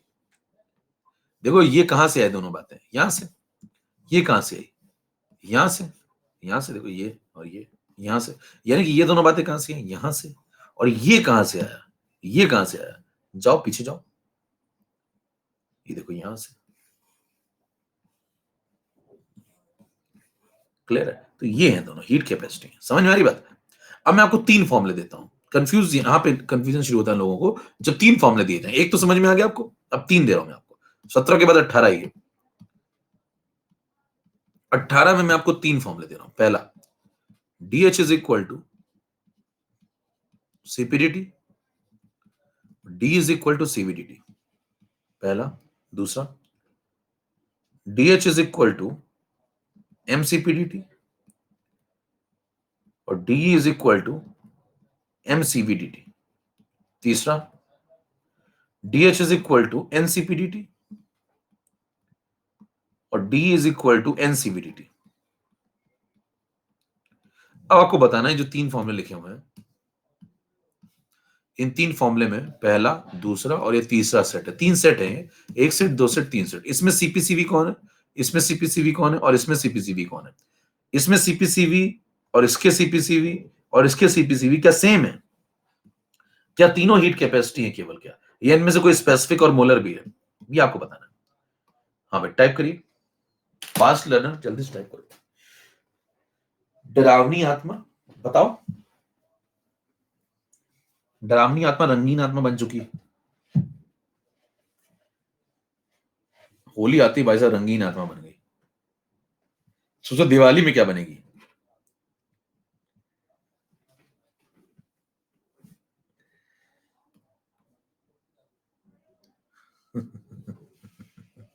I like it. चलो, तो पहला वाला हीट कैपेसिटी, दूसरा वाला स्पेसिफिक है। पहला वाला हीट कैपेसिटी, दूसरा स्पेसिफिक है, तीसरा वाला मोलर है। समझ पा रहे हैं? ये पॉइंट समझ में आया सबको? मेरे ख्याल से आ गया होगा। देखिए यहाँ पे जो पहला वाला CPCV है, देखिए CPCV तो आप किसी को भी लिख सकते हैं ना, ये कॉमन रिप्रेजेंटेशन है। CPCV ये भी तो है, ठीक है। अब वो बड़ा सी छोटा सी करते रहते हैं लोग, लेकिन ठीक है, CPCV तो आप किसी को भी लिख सकते हैं। बहुत स्पेसिफिक होना है आपको तो भाई साहब यहाँ मोलर लगा लो, बड़ा सी लिख लो, वो सब ठीक है। लेकिन बताइए यहाँ पे जो CPCV यूज हुए हैं ये दोनों कौन है? यहाँ पे जो CPCV यूज हुए हैं वो दोनों कौन है? और यहाँ पे जो यूज है वो दोनों कौन है? तो आप कहेंगे यहाँ जो पहले वाले में यूज हुए हैं वो हीट कैपेसिटी है, जो दूसरे वाले में यूज हुए हैं वो स्पेसिफिक हीट कैपेसिटी है, और जो तीसरे वाले में यूज हो रहे हैं वो मोलर हीट कैपेसिटी है। कह रहे कैसे, हम कैसे माने? आओ समझे कैसे माने। यूनिट पे ध्यान दीजिए। यूनिट आपको सिखाई थी पीछे मैंने, यूनिट पे ध्यान दीजिए। देखिए यूनिट पे अगर आप ध्यान देंगे तो ये देखो ये क्या है? ये जूल। ये DT क्या है? केल्विन। तो जूल पर केल्विन। CP की यूनिट क्या है? इस वाले दोनों की यूनिट क्या है बताओ? जूल पर केल्विन।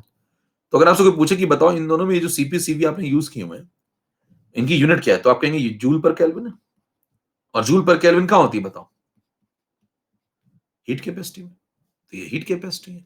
अगला चेक करना जरा, यहां पे इसको क्या लिखोगे? देखो जूल, और ये मान लो ग्राम में है तो जूल डिवाइड बाय ग्राम और डिवाइड बाय केल्विन। तो CP की यूनिट क्या है? जूल पर ग्राम पर केल्विन। तो इस वाले CPCV की यूनिट को पूछे तो कहेंगे जूल पर ग्राम पर केल्विन। तो ये जो मामला है ये चूजी हो गया थोड़ा सा। देखिए ये स्पेसिफिक है।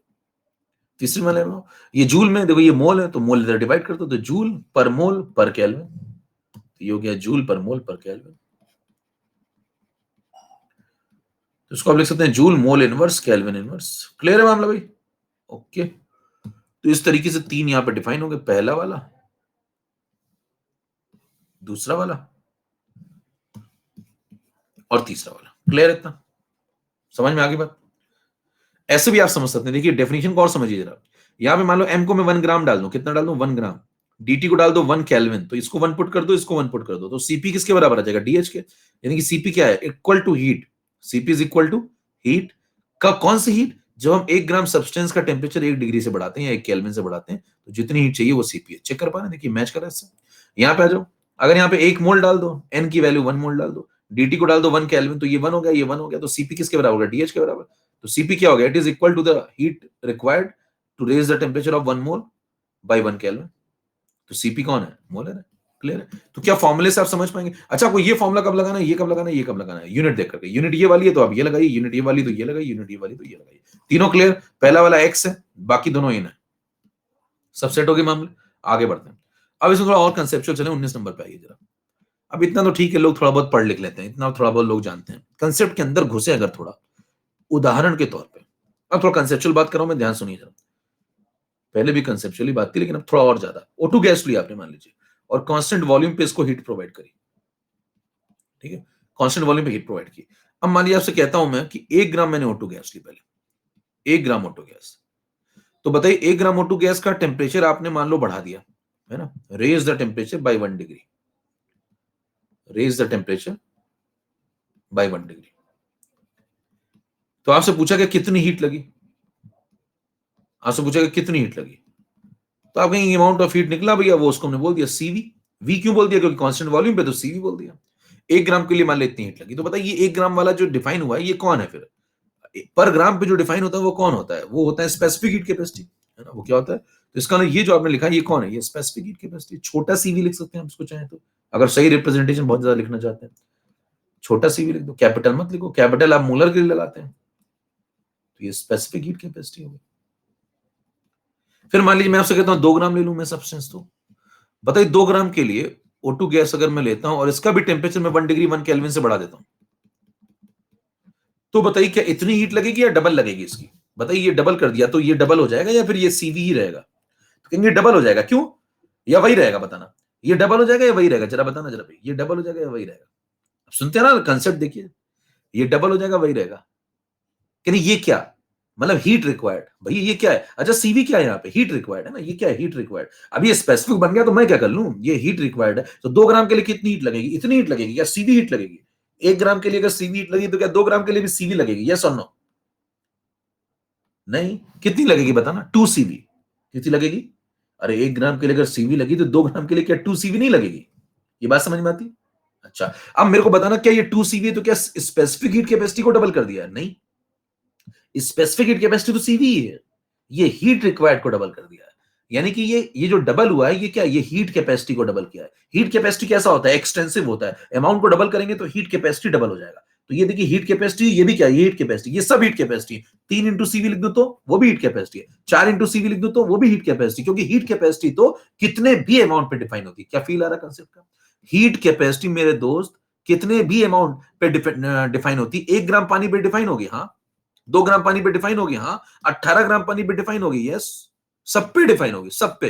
तो ये क्या है, ये अमाउंट ऑफ हीट रिक्वायर्ड है। तो जो डबल हो रही है वो हीट कैपेसिटी डबल हो रही है, स्पेसिफिक नहीं डबल हो रही। स्पेसिफिक तो आज भी सीवी, स्पेसिफिक तो आज भी सीवी। अब थोड़ा और अंदर चलते हैं, क्या समझ में आई बात, बात समझ में आई?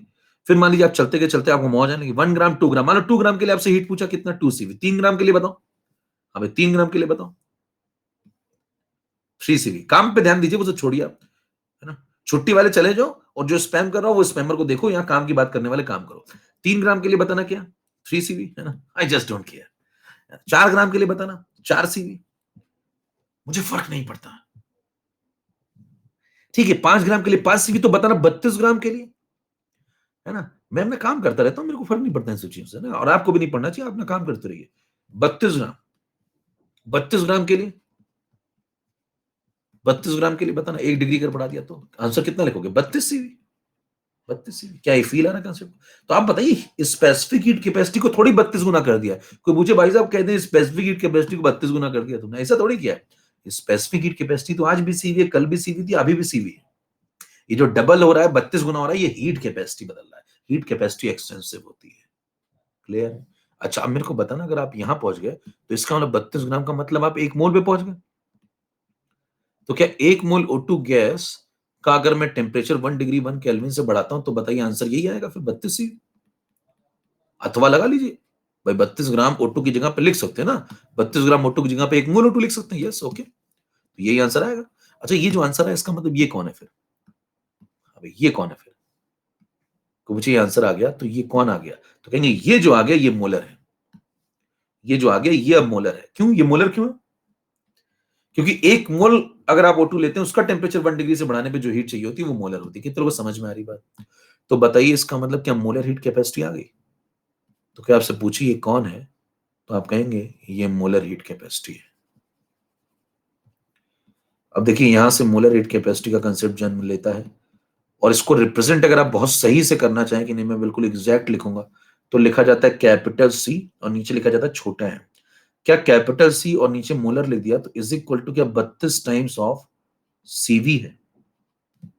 और एक कौन सा वाला कांस्टेंट वॉल्यूम वाला, तो इसके बाहर और लगा दो कांस्टेंट वॉल्यूम। तो जरा चेक करिए, क्या अगर आपसे कहा जाए, है ना, सीवी पहले लिख दो भैया, और टेक्निकल लिखना चाहते हो तो पहले ऐसे लिख दो, देखो सी वी, कौन सा वाला? मोलर वाला। तो ये बड़ा सीवी मोलर वाला, छोटा सीवी स्पेसिफिक वाले से 32 गुना है। क्या इस सब में वैलिड है? ये फॉर्मूला सब में वैलिड है? नहीं, सब में थोड़ी वैलिड है। किस में वैलिड है बताओ फिर? किस में वैलिड है? ये तो ऑक्सीजन में वैलिड है। क्लियर? ओके, इतनी बात समझ में आ गई सबको?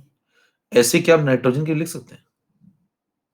ऐसे आप नाइट्रोजन के लिख सकते हैं। यस, इसमें बताना, जब अगर आप ये फॉर्मूला लिख रहे हैं तो यहाँ पे जरा 20 नंबर स्लाइड में बताइए कि यहाँ पे अगर हमने लिखा CV molar is equal to 32 times of छोटा सीवी,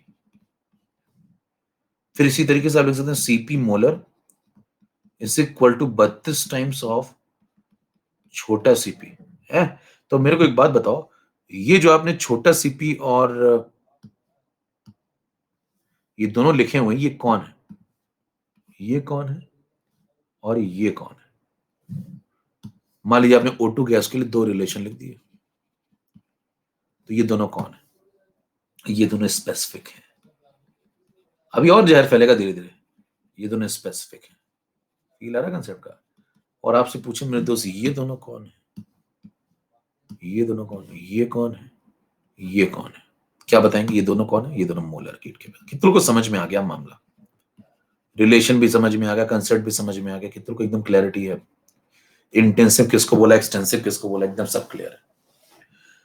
कहेंगे फिर बताना ये दोनों कौन है, तो कहेंगे ये वाला कांस्टेंट वॉल्यूम पे है, ठीक है, करिए ये वाला कांस्टेंट प्रेशर पे। क्या बताइए एक ही स्लाइड में सारे कंसेप्ट आपको नजर आ रहे हैं? बताइए एक ही स्लाइड में क्या सब नजर आ गया? रिलेशन भी हो गया, रिलेशन भी हो गया, कौन स्पेसिफिक है कौन मोलर है वो भी हो गया, कौन कब डिफाइन है किस केस पे वो भी हो गया। क्या सब कुछ हो गया इस स्लाइड? तो ऐसी अगर आप एक स्लाइड बना ले तो क्लियर है सब मामला। यस, कितनों फील आ गया? अभी और आएगा, अभी तो इसमें अभी और कंसेप्चुअल बातें मैं बताऊंगा। अभी आज समय समाप्त हो चुका तो हम लोग इतना ही रखते हैं। नेक्स्ट में मैं इसमें मेयर्स रिलेशन बताऊंगा और बहुत तगड़ी तगड़ी चीज बताऊंगा आपको, जितना आप हीट कैपेसिटी में समझते हैं उससे कहीं ज्यादा। ठीक है, क्वेश्चन टाइप देख लेता हूं मैं।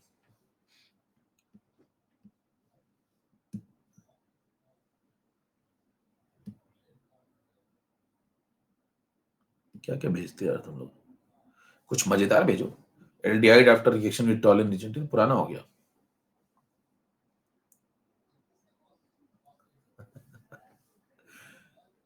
एस किसी सर बोल रहे थे कि पूछो कि मैं बहुत फास्ट लर्नर हूं, ऐसे कौन बोलता है? हाँ, बताएंगे, रुक जाओ, बहुत कुछ बताएंगे तुम्हें। आइडियल कार देखिए बन गई भाई साहब, पीवी इज गोल्डन आर्ट। ये देखिए भाई साहब जिंदगी जी रहे हैं लोग। Today is my birthday, Dakshi Sahu का बर्थडे है भैया, हैप्पी बर्थडे। सफेदा ओवरलोडेड, मैं बहुत ही फास्ट लर्नर हूं सर। मैं नहीं। टेस्ट का सिलेबस, टेस्ट का सिलेबस सब ग्रुप में बता दूंगा मैं।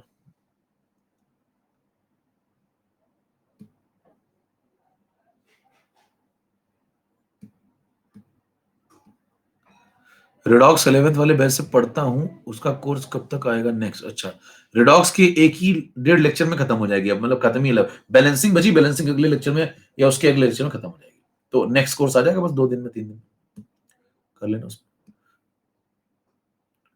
शॉर्ट नोट्स में बस फॉर्मूले ऐड करने हैं क्या सर? नहीं, थोड़े क्वेश्चन भी ऐड करने होते हैं। शॉर्ट नोट्स जो बनाया करिए उसमें थोड़े क्वेश्चन, थोड़े फॉर्मूले, जैसे वर्क डन का एक अच्छा क्वेश्चन डाल दिया उसमें, 2-3 अच्छे क्वेश्चन के वेरिएशन लिख दिए कि मेन पॉइंट क्या थे उसमें, कैसे क्वेश्चन सॉल्व हुआ था, थोड़ा हिंट, पूरा नहीं, थोड़ा हिंट बस।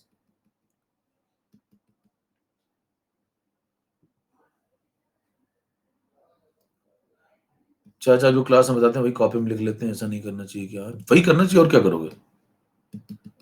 और क्या लिखो कॉपी में?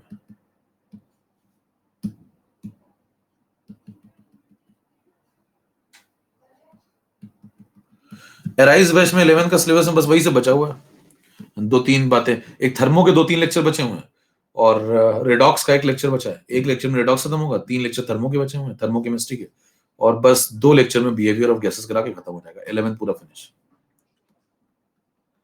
11th का कोई भी टॉपिक देखना हो तो आप एराइज बैच में देख सकते हैं, 12th का कोई देखना हो तो डिटेल्ड कोर्स और 12th में देख सकते हैं, सब एकदम डिटेल में, मतलब एकदम लॉजिकल, एक एक चीज।